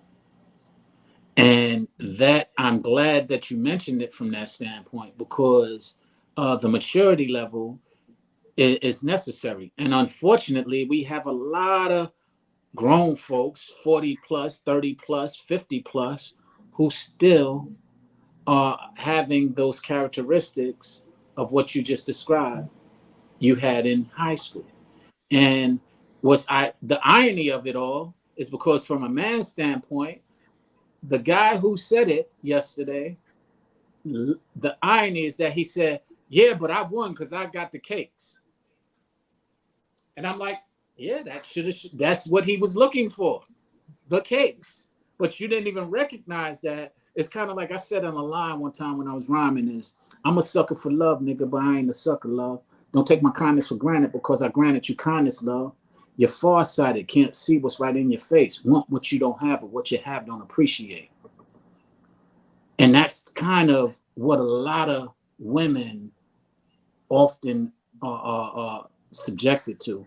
And it's unfortunate as a man, because I'm sitting there like, yo, I tell all my female friends, like, yo, why is it that you want this knucklehead piece of nothing, and you're giving him the time and day and energy, or the cakes, and meanwhile somebody's here who's respecting the cakes, you're looking at him like a lame? That's backwards, but that's our conditioned ways that we have to unlearn. Yeah, it's very backwards, and I think a lot of times that's what's happening, which is why a lot of women are repeat offenders to certain things, with having babies out of wedlock, babies with different men, because it's like, okay, you did it one time, but how did we get to babies 2, 3, 4, 5, 6? Like, what's the story there? At what point did we stop to learn that, okay, this is not the type of guy I should be kind of messing with, because he's not going to show up. He's not going to take, like, at what point do we realize that's the argument I have, because it makes me to not be so sensitive when women are constantly in these situations and they're saying men are no good, men are this. But let's talk about why you're still giving this same quality of man the time of the day. A lot of women don't want to talk about that part. And I think that's because that's that self-accountability part. And they don't want, it's like, no, let's not focus on me. Let's talk about him. And it's just like, no, sis, we can't, because you're the one getting pregnant. You're the one having the baby with you, not him. We have to talk about you and what you're doing and why are you doing it? Ooh, and the reason, and I got one thing to say after I say this comment, The comment is the reason why a lot of men, I'll go back to that point I made earlier, are actually bringing it to their attention, because guess what? We were the ones that weren't accountable in the 70s and in the 60s at times. There was times where we didn't take on that accountability and didn't look at ourselves. We tried to blame it on others. And now that we're like, oh, yo, you got to be accountable. Nah, don't. We've been there already. You're just a reflection of where we have already been. And my comment that I got to make is I'm a little afraid right now because Veronica is over there quiet and I do not understand this. This is something that you say, I don't understand. Listen, Miss B, you need to calm his nerves. Go. This the longest that you ever not said nothing. What you have to I kind of like that rap he was doing a little bit ago. It was real good. I like that. Thank you. But no, I think that when you talk about the women, why they keep doing what they're doing, it runs deeper. You know, it goes hurt people. They attract who they are on the inside, and they're going to continue to do that until they take care of what they have suppressed down on the inside. You may have a grown woman that has a hurting little girl on the inside that's looking for her father, that's trying to find love in all the wrong places. So therefore, she keep going to different ones and sleeping with them, and then having babies because she just wants something to love. Once it get here, she's gonna keep doing it and keep doing, repeating the cycle. Doing the same thing, expecting different results is ludicrous. So why not get to the root of the problem? Men are going out here trying to sleep with every woman they can because they're mad. They have against women because their mother has done something to them in their younger childhood. So men have trauma as well as women. They have issues with their fathers as well. They weren't taught how to love. They weren't taught how to be a man. So therefore, they're out here doing things to women without realizing that they're hurting themselves in the long run, because you're dropping your seed inside that woman. And guess what? That's your child now. But who you're hurting by not stepping up to the plate and doing what needs to be done. Hello, Sean. All right. Hello, Well, Sean. Let me comment on that. I love it. Thank you. But to your point, you're absolutely right. But I think here's my suggestion. Often women have to speak to women and men have to speak to men, and we have to address those accountabilities, because when you say it, it sounds like man bashing. When I say it, it sounds like misogyny. And unfortunately, it's not about it. They both have facts to them, but we don't always receive it from the opposite sex for some reason. And after we can receive it, then we can start having conversations with one another on how to resolve it. But really, we haven't gotten to the point of accepting our irresponsibilities as men, or accepting our irresponsibilities as women. So we start. What happened? Everybody has, and I hear you all on your platform a lot. Not only on your platform, I haven't been to your platform yet. I'm the head. Men are the head. But are you capable to leave? Have you addressed your childhood traumas? Have you addressed why your previous relationship didn't work out to fix this? You know what I mean? And it continues, and nobody really want to get to the root. Well, the whole thing is, listen to what you're saying. You asked a question. Give the not in this instance, but give the opportunity to answer that question. Okay. Often it's not given. Often it's like, do you? And I can answer that personally if you were asking me. Yes, I have, and I am still doing it. I'm doing it regularly. And it won't be something that will ever be perfect, because that's not something that we are. We're not perfect. If we were perfect, nothing will ever be wrong. It's funny, the irony of a statement somebody said to me is,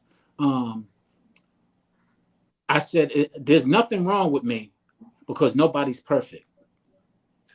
Oxymoron.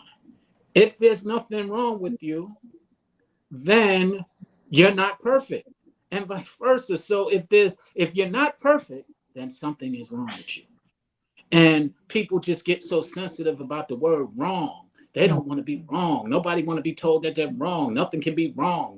So it's really about the word that triggers you, and not the actual facts that are being spoken with the word. Because if you are not perfect, there's something wrong. Well, again, Lashik and I had an amazing conversation today. This woman is a psychologist for real, for real. But we had an amazing conversation today. And one of the things we were talking about is when you think you've healed from something, but yet some triggers you and you see that I'm not really healed. And that's from the conversation we had today. And I think from that conversation, well, I know from that conversation, it taught me a lot in that moment when I was conversating with you, that, you know, I said in my past, what I went through in my past, I did the work. I did the work. I overcame. I found Veronica again. But guess what? I found out today that there are some things that'll trigger me, that'll send me back. So and just like you said just a few minutes ago, nobody's perfect, but it's something that you have to work on daily. Absolutely. You I know, learned and I 2 weeks totally ago. agree with that. I learned 2 weeks ago the same thing you was just speaking of, which is the word trigger is defined as unresolved pain or unresolved issues. You can't be triggered if there's nothing to that can trigger you. So if it's unresolved, or if it triggers you, it's something that's unresolved. It's something that is an issue that hasn't been addressed, or you haven't learned this coping skills. And I learned this as well from a therapist friend of mine. You haven't learned the coping skills. Now, what I also learned is that when you bring it to somebody's attention without being able to give them coping skills, you're just re-traumatizing them. And I was like, wow, I never really thought about it from that standpoint. Although I had it in the back of my mind, because a friend of mine brought it to my attention years ago, and I forgot about it. She said, when I became, she's a widow. She said, when somebody asks me what happened to my husband, what they don't realize is they're asking me to relive the worst day of my life. I was like, whoa, I never thought about that. I never thought about my curiosity causing you to relive, or re-traumatizing you, relive something that was the worst day of your life. I never thought about it from that standpoint.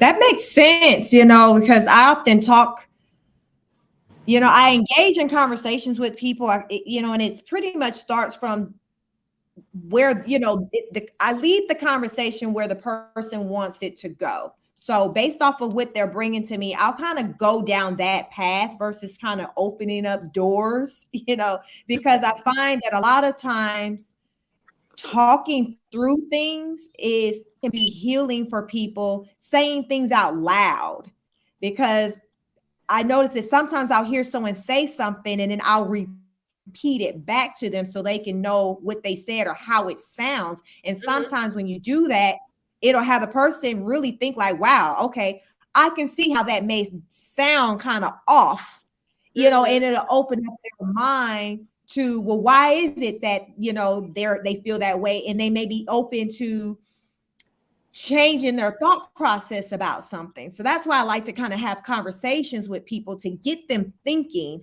to get them out of their head, so someone else can actually be a voice of reason. Because sometimes, you know, we just think we're right, and I'm fine, I'm healed, and many of us aren't.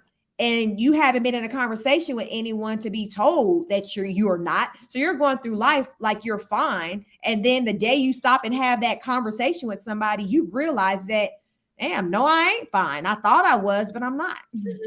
Wow. Can I say, I got a phone call, my fault. Okay. It's not about having a conversation always. It's about having a trusted conversation. Because a lot of this is rooted in lack of trust. But I say that because whether it's a therapist you can trust, whether it's a good friend you can trust, whether it's your spouse you can trust, it has to be, for you to receive it, you have to first be able to trust that person before you can even embrace something that you need to know. The other thing is that a lot of times you have a wound, and let's just say that wound is open, but it doesn't hurt. So because it doesn't hurt, you're thinking I'm fine. And meanwhile, somebody else can see it and be like, that might be infected, but it doesn't hurt. So you're thinking, I'm fine. No, I'm good. Yeah, I see it. It looks worse than it is. But in all reality, no, you're just thinking you're relating pain to being able, that the pain being that trauma, or pain is what you need to feel, and if you're not well. And You become sometimes immune to it. Yeah, you become right, immune to it, right? It right. becomes your normal way of coping, or you've learned to become numb to it, to where you kind of stop feeling. And that's why I think a lot of people don't want to talk to that trusted person, because they don't want to feel. So many people don't want to feel. Right. Woo, It's woo. easier not to feel. I'm letting y'all speak on that, because if I say it, I get Say it. I get accused. No, I'm just Now saying. say it. When Free, I go say ahead. it, I get accused of being insensitive. I get accused of being harsh. I get accused of being opening my mouth and being intentionally hurtful. And I've had these conversations, and what I'm learning, like she said, I'm learning to what therapists do, and that's just kind of be quiet and listen. Because boy, oh boy, I'm not good at that. I'll bring it Yes, straight to your attention. I that's can't walk in the room and see the that main elephant thing. and be like, "Wait, you don't see that pink Yeah. elephant? Wait a minute, hold on. Y'all don't see that pink elephant right there? Right. I never seen an elephant." Yeah, therapy is heavily, I learned in school. So by trade, I'm a clinical mental health counselor. So that's what I have my education in. And I learned that it's mostly listening, not talking. So that was mind blowing for me to learn that, because I was so used to, I would listen to people, but I would do a lot of talking as well. But I learned that it's actually mostly listening and throwing out open-ended questions, and then getting the response from them, and then basically speaking back to them what they just said. As I talk about how sometimes when you hear something said back to you that you said, it can result in you stopping to think about that. It's like, wow, I guess I do sound, because as Ms. V talked about in our conversation, it was a lot of me doing that and her really thinking about what she said. And it's just like, I can see now what you're saying. I guess it does sound a certain type of way, but she was just so used to just saying it and only hearing it in her own, ears, but not hearing someone say it back to her. Wow. But you got, I'm going to go back to that point I made a second ago. It's about a trusted source, because I failed at therapy, couples therapy, because I got frustrated when the therapist would say something that I've been saying for the last 3 years, and that was received. I'm like, what did you just? And I was like, yo, I'm good. I'm good. Because it was frustrating me that there was these epiphanies and, oh yeah, I get it now. You're right. And I'm like, whoa, hold on.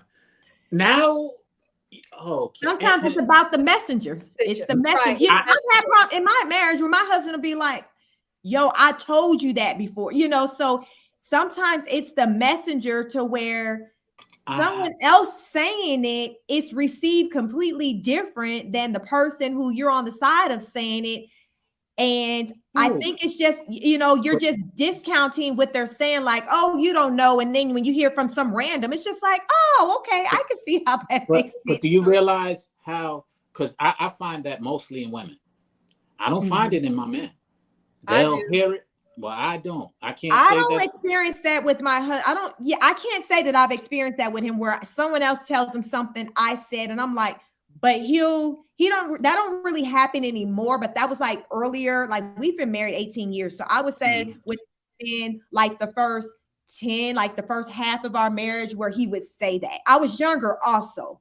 Now I've learned to, when he talks, I trust it. I think it's just, I think it comes with the trust. You talked a lot about that, Sean, with the trust factor there. And I talked about when I did the show on the Real Precious channel with just even early on in my marriage, still having some things that I was still holding back in, out of the mindset of still trying to hold on to my independence. And well, I don't know how long this is going to last, because I didn't grow up seeing marriage like that. So I got all my I have a lot of education. So a lot of it was driven from a safety protection type thing, where I was trying to, how you have some for a rainy day. Well, let me go ahead and get this just in case I need to fall back on that.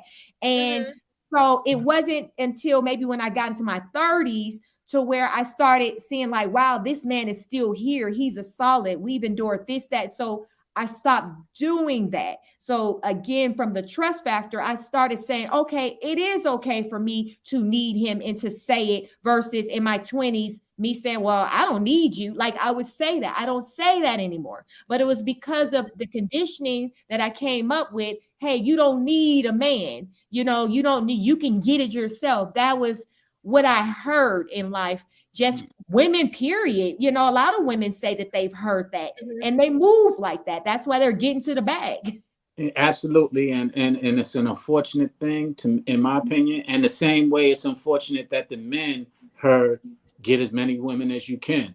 How many, go through? It's an unfortunate, cycle that just continues to conflict our family structure. And if I go deeper, I feel like it was put there and it was done deliberately so that we would have this deception, divide and conquer. And I think it's been a very significant way, because it used to be you start out dividing and conquering. If you're going into a family, you divide and conquer the mother and the father. Before long, the kids are dividing and conquering without them. They're dividing and conquering naturally. And it just continues on. Now they're teaching divide and conquer.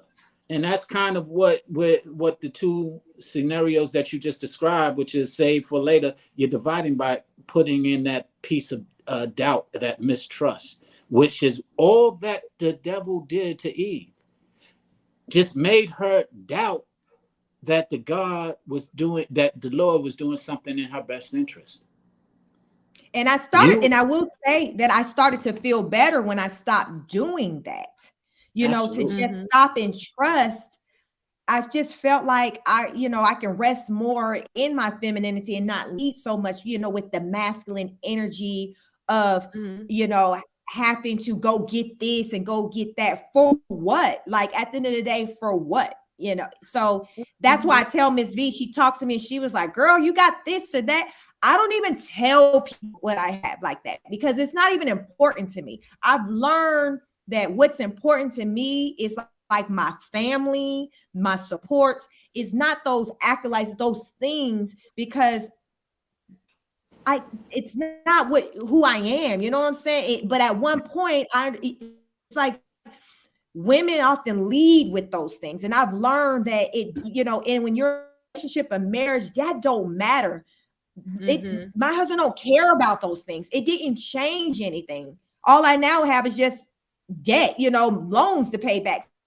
What are you doing? So I think we really have to be intentional about when we're going out to get these things. What is the real reason as to why we're doing it? Because it can save you a lot of time, money, stress, heartache. Really understand what you're doing. And if it's for the fact of having something for a rainy day, then sis, you need to go back to the drawing board or rethink that. Well, in fairness, it's not just the sisters. Brothers do it too. We lead with, trinkets, toys, money, and things of that nature in the same manner. And what is more valuable to us? Is it those things, those material things, or is it the actual family structure? And unfortunately, morality has been placed by monetary growth on both sides. And it's funny because not only with trust, that's the first part, but also consideration. Trust is one part of it, but being considerate to somebody is the other part of it. And I said something the other day. I said 2 inconsiderate people equals war. 1 inconsiderate person equals possible war. 2 considerate people, war is unlikely. Makes sense. It just comes down to people need to be on the same level with, the same accord with one another, and understand that when you're together in a relationship, you're supposed to work together. You move together versus, having that friction with going against one another, because you don't accomplish anything at the end of the day. Oh, and the last part to that was, and the more that you're exposed to inconsideration, the more likely you become inconsiderate. Because you open up the door for somebody, yeah, and they don't say thank you. You start. I ain't opening. I'm not opening up the door for everybody. That makes sense. Cola Nick said that's why you go to therapy, because sometimes it has to be heard from someone else. And like I said, that's where sometimes it's how it's presented. I agree. It's how it's presented. I agree. I'll say this again. It has to be a trusted source, because what happened was, when I saw that, I didn't trust the source anymore. I'm like, yo, you seeing what I told you this is what it is, but I learned that I had to mature to understand, okay, it's just not going, this has been slapping me in my face for the last 2 weeks. Let go and let God. Man, let go and let God. It's just been slapping me through all the circumstances I'm going through right now in life. I have to sit back, let go, and let God. And that was in our counseling session what I did not do. I didn't allow to let go and let God. A lot of times when we don't let go, it's because you want to control the situation. It's not going the way you want it to go, and you want to control. And I can't dispute that. I would say I would always deflect that with, I'm not specifically trying to control, but I see certain things that I'm like, yo, you don't see that? And I'm trying to, this is the example that I give often that describes what happens. A butterfly is in a cocoon, trying to get out of the cocoon, struggling, trying to get out of the cocoon. I see that struggle. So my first response is to try and help them get out that cocoon. And when I help him get out that cocoon, spreads his wings, withers to the ground and die, because that struggle is what was giving his wings the strength to be able to sustain flight. So it goes back to let go and let God. That's God's process. So it wasn't that I was trying to control it. I was trying to help it. But in me trying to help it at times, it's not my place. And I have to, I can't even say I had to. I have to learn that. That was a good analogy. I like that. I like that, Preacher Sean. Wait. I gotta give credit to A.R. Bernard, who's my pastor, who shared that story, and I'm just sharing his story. The pastor gave it to you. Right. Thank you, Lord. Absolutely. Well, I like it. That's a great analogy. But a lot of times, again, we always want what we want, when we want it, and how we want it. And in letting go, that's a part of trust. And trusting is actually, you're afraid sometimes, because you're afraid it might not go the way that you so desire for it to go. But in letting go and let God, you're saying, you know what, even if it don't go the way that I want it to go, even if, I still have to, I'm scared, but I still got to let go and let God. I'm afraid right now. Right. And I'm so scared, but I got to let go and let God. Hell, either way you do it, I'll be satisfied. But you're lying, because you ain't going to be satisfied, because it didn't go the way you want it to go, Sean. Right. You got to say, you know what, even if I'm not satisfied, I still got to trust the process and trust God in what he's doing in this situation. Because sometimes I'm talking, look here, I'm running my mouth, Sean. I'm loving it. Keep going. Sometimes we have to go through the ugliness. We have to go through the ugliness, and the ugliness, it don't feel good. It don't sound good. And we had talked about this the other day, Lashik. Sometimes you go through things to help somebody else, right?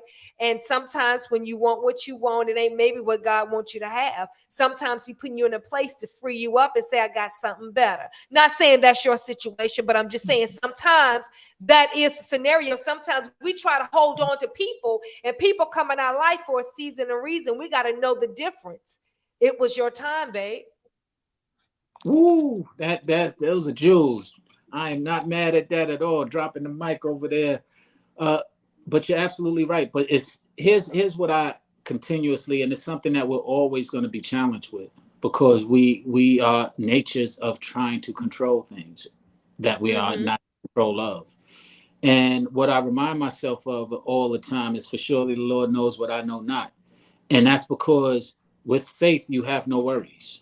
So whenever I find myself worrying, whether it's slightly or majorly, I got to remind myself I'm losing faith. And challenge myself to pray, or challenge myself to try and get a balance back on my faith. And also, let go and let God is something that we throw around. So have faith, let go and let God. And it's the easiest thing to say, but the hardest thing to do, because we are natures of control. I always use the example of, that fall back, let somebody catch you. How many of us are really able to do that? You look and Fear. I think it's. I think a lot of it. It's a lot of it is fear. Well, it's that's fear based. the root of it Everything is all. just It's not a fear. lot of it. Everything is fear. Fear of being wrong. Fear of looking wrong. Fear of being inadequate. It's all fear based. And I noticed that I feel more in control when I release the control. When I stop feeling like I have to be in control, that's when I feel more in control. And it goes and let go and let God, because I feel like there's a weight lifted off of me. I'm not going to worry about that. So I feel more in control. And I've learned to, because there was a time where I feel like I would carry other people's energy. So we have to be careful of that, because we can easily allow other people's energies to attack onto us, and we start feeling certain emotions that we don't feel, but someone close to us is feeling a certain way. And then now you're feeling that way. And then you have to stop and do a self-check and be like, I don't even actually really feel that way. I just took that on because of them. So now I've learned to be more cognizant of that and recognize, hey, is this truly how I'm feeling, or is this the emotion of someone else? And so I don't wear that, because it can be very dangerous and stressful, which can impact your health. Stress kills, as they say. So we have to be careful with what we're taking on, find ways to de-stress, whatever that is. That may look different to people, but you have to find what works for you. And if talking to other people or meditating, whatever that is, you need to find your thing, because there's a lot going on in the world, and we have to find a way to de-stress, because we can't continue to carry it on, to carry that. So that's weight. It's weight on your shoulders, and it can take you out of here. So you definitely cannot discount the impact of stress. I think I want to speak to your faith, because one thing that I've been told over the years is I have some incredible faith. And one of the things that worked for me when they say let go and let God, or, just activating my faith.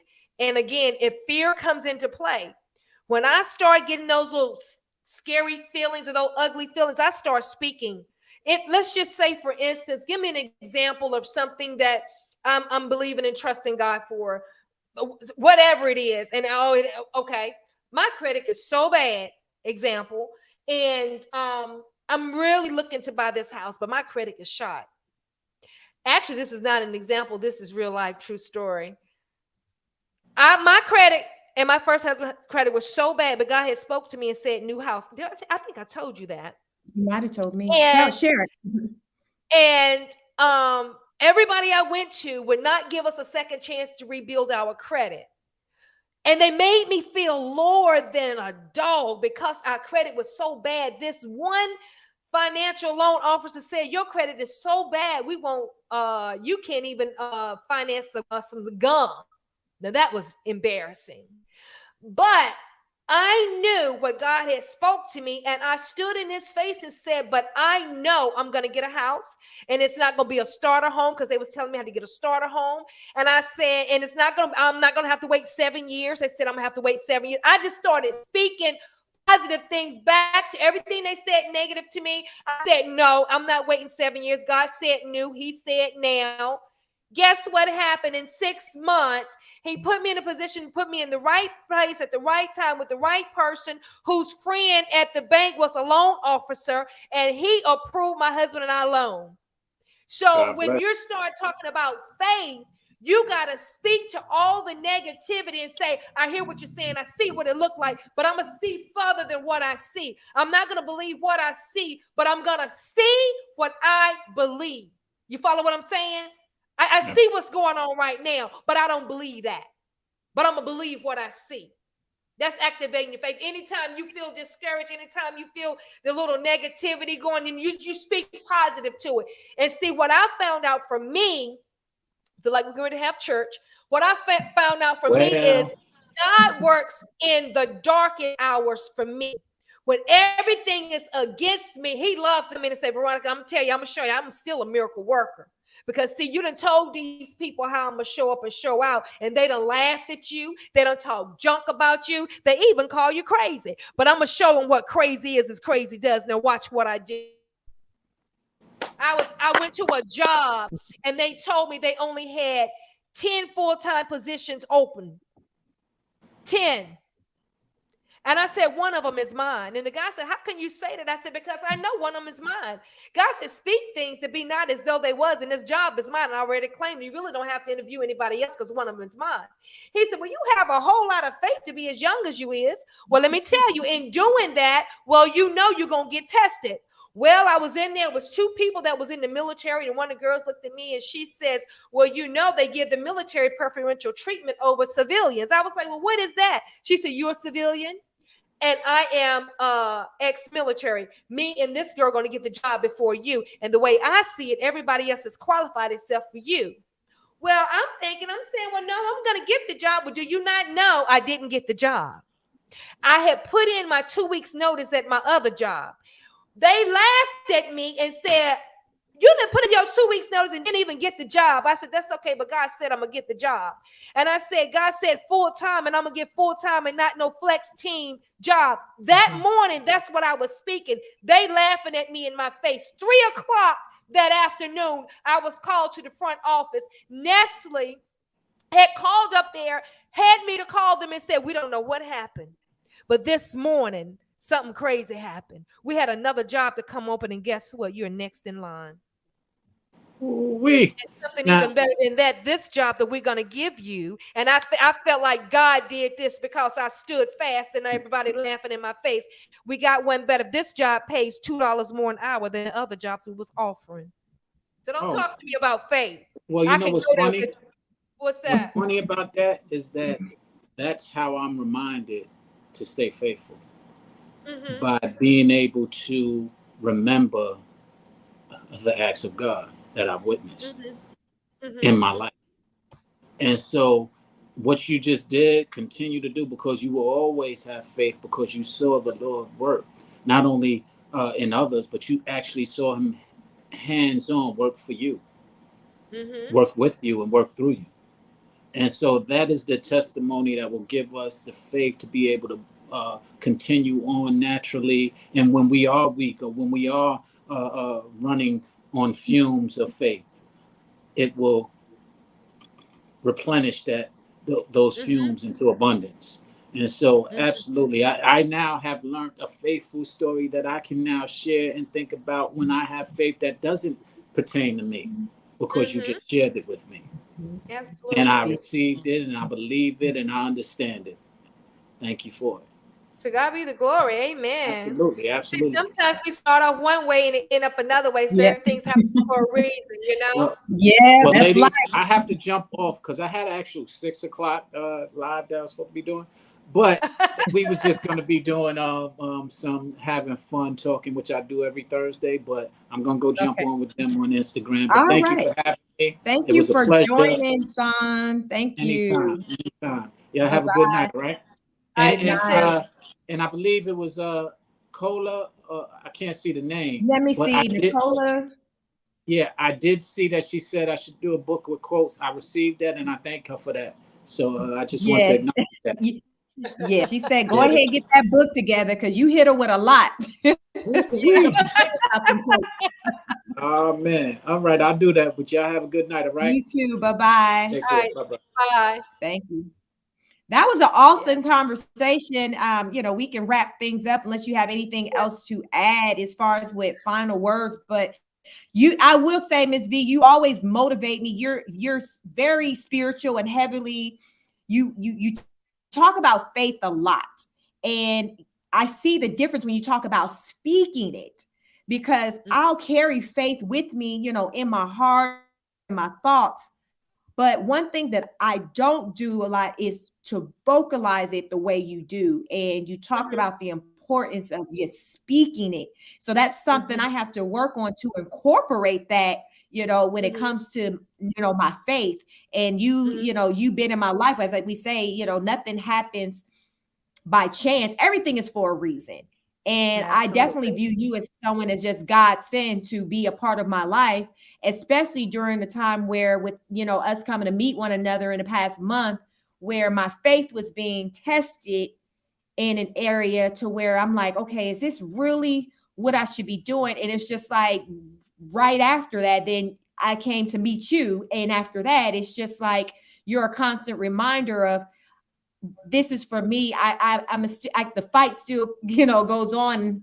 The race still continues. Stay in the game. So I definitely would like to thank you for that, because you truly do motivate me to continue to come here and, to show up and to present the best version of me. And it's a pleasure to always have you, come over here to my platform and to be on your platform. So I do thank you for that. Well, thank you so much for having me, Lashik. I do appreciate it. And I do enjoy our conversations on air and off air. And it's truly a blessing. It really is. And you inspire me just as much as I inspire you, whether you know it or not. And I do appreciate you. And I just know you got bigger and better things lying ahead of you. I mean, eyes have not seen and ears have not heard. Sometimes, we got to go through the process, right? We got to do the work. We got to do the groundwork. And once we do the groundwork and get everything we need, everything else will start falling in place. And as you were speaking earlier tonight, I'm like, dang, she could be a news broadcaster and everything, because you speak so eloquently and well, and it was almost like you were saying it back to you, Sean. But listen, I'm just trying to, thank you, because I come on here, and trying to be on camera, and I want to make sure that my message is received, because as Sean said, we women, we got to talk to each other, because that message coming from a man, it's not received the same. So that's what brings me out here to really speak to, in hopes that I can get a message to someone that resonates, because sometimes it's about just who it comes from. And as you said, how it's delivered. So all I can do is try and do my part. And, with your help, I think we do a great job coming together as a team to try to reach people, in particular our ladies, for the purpose of just being better, creating a better generation, creating a generation to be proud of, inspiring others. I want us to be able to inspire other people. If nothing else, if we can come out here to just inspire the next woman, I'm good with that. Oh, and even if we just change one life, that will be all worth it, right? I look forward to the day for us to be on a bigger platform. Yeah. I honestly, I do. I was telling my husband today when I stepped out, he called me on his break and we were talking, and I had told him some things that I wanted to do. He said, well, you need to go ahead and get started on it now. I'm like, for real? He was like, yeah. And I'm just, I'm a fireball. So when my mind started going, I started, but honestly, I really do. And all these tapes that we're doing now, we're going to go back and be like, remember when, girl? Yeah. Girl, can you really see how I was looking? And what was we really talking about? But it's all going to come together. We're going to do the remember when, and I was serious about the other night when we was talking about actually doing how it started off versus where it is now. I'm excited about that. I feel like we're building memories. we're building Oh, memories now. You know, absolutely. all of this is just, you know, memories of, you know, where we came from. So we'll always kind of like a photo album. Uh-huh. So we always have the footage of, you know, those earlier years when we first met, and people want to know those old stories that we have and those long conversations for hours prior to getting on a live and talking for hours. Oh. I know. But I so look forward to coming back here next Wednesday, right? Yes, you know, so anyone who's still here who checks us out on Wednesdays, we do Married Women's Wednesdays. So myself and Miss V, we come on here and we just tackle a topic. You know, last, you know, week we talked about, you know, intimacy, or was it intimacy? Let me see. We talked date night. I'm sorry. Date night is what we talked about on date night. So each week we'll kind of switch up and talk about something different. So this week we weren't able to do the Married Women's Wednesday, so we came out here and did the show together for Thursday, because I definitely wanted to speak to you all. So definitely make sure you tune in. Ms. V, tell them how they can follow you, where they can follow you, so therefore they don't miss, you know, your awesome content as well. Thank you. You can follow me on YouTube, Veronica Farish, on Facebook, Veronica Farish, and Instagram, Veronica Farish, and also do dancing TikToks, just having fun, wilding out. On TikTok, it's Miss V294. I aspire to inspire you. Coca-Cola, thank you so much for commentating with us tonight. Please jump over to my YouTube channel, subscribe, hit the notification button. Lashik and I, we are on Sunday nights. It's at 11 o'clock, tackling the physical fitness aspect of it and maybe mental as well. Last week we talked about what was we talking about last? Loving yourself, maybe. What you were loving yourself and yourself. self-esteem. Yes, and I kind of shared my story, and I'm still healing. I'm still growing. And I often say on my channel, grow with me or watch me grow. But yeah, y'all tune in and check us out Sunday night at 11 o'clock. And yeah, hit the notification button and just rock with. Tell your friend to tell a friend. Tell your friend about Chic Speak channel and Veronica Farish YouTube channel. We appreciate you, ladies. Yes, we definitely appreciate you. Please make sure you like, share, subscribe, hit the Cash App if anything resonated with you. My Cash App is $speak50. And I can be followed, you know, on Instagram, chic.speaks. And of course, here on YouTube at Chic Speaks. So definitely make sure that you have that notification bell on so you know when I go live or post any content, as well as, you know, I post TikToks as well. But I really like to come on and do the lives to really engage with you all. So yeah, definitely make sure you have that notification bell on so you know when I go live, you can come over here and be a part of the conversation. So until the next time, everyone, thank you and peace. Good night. Good night.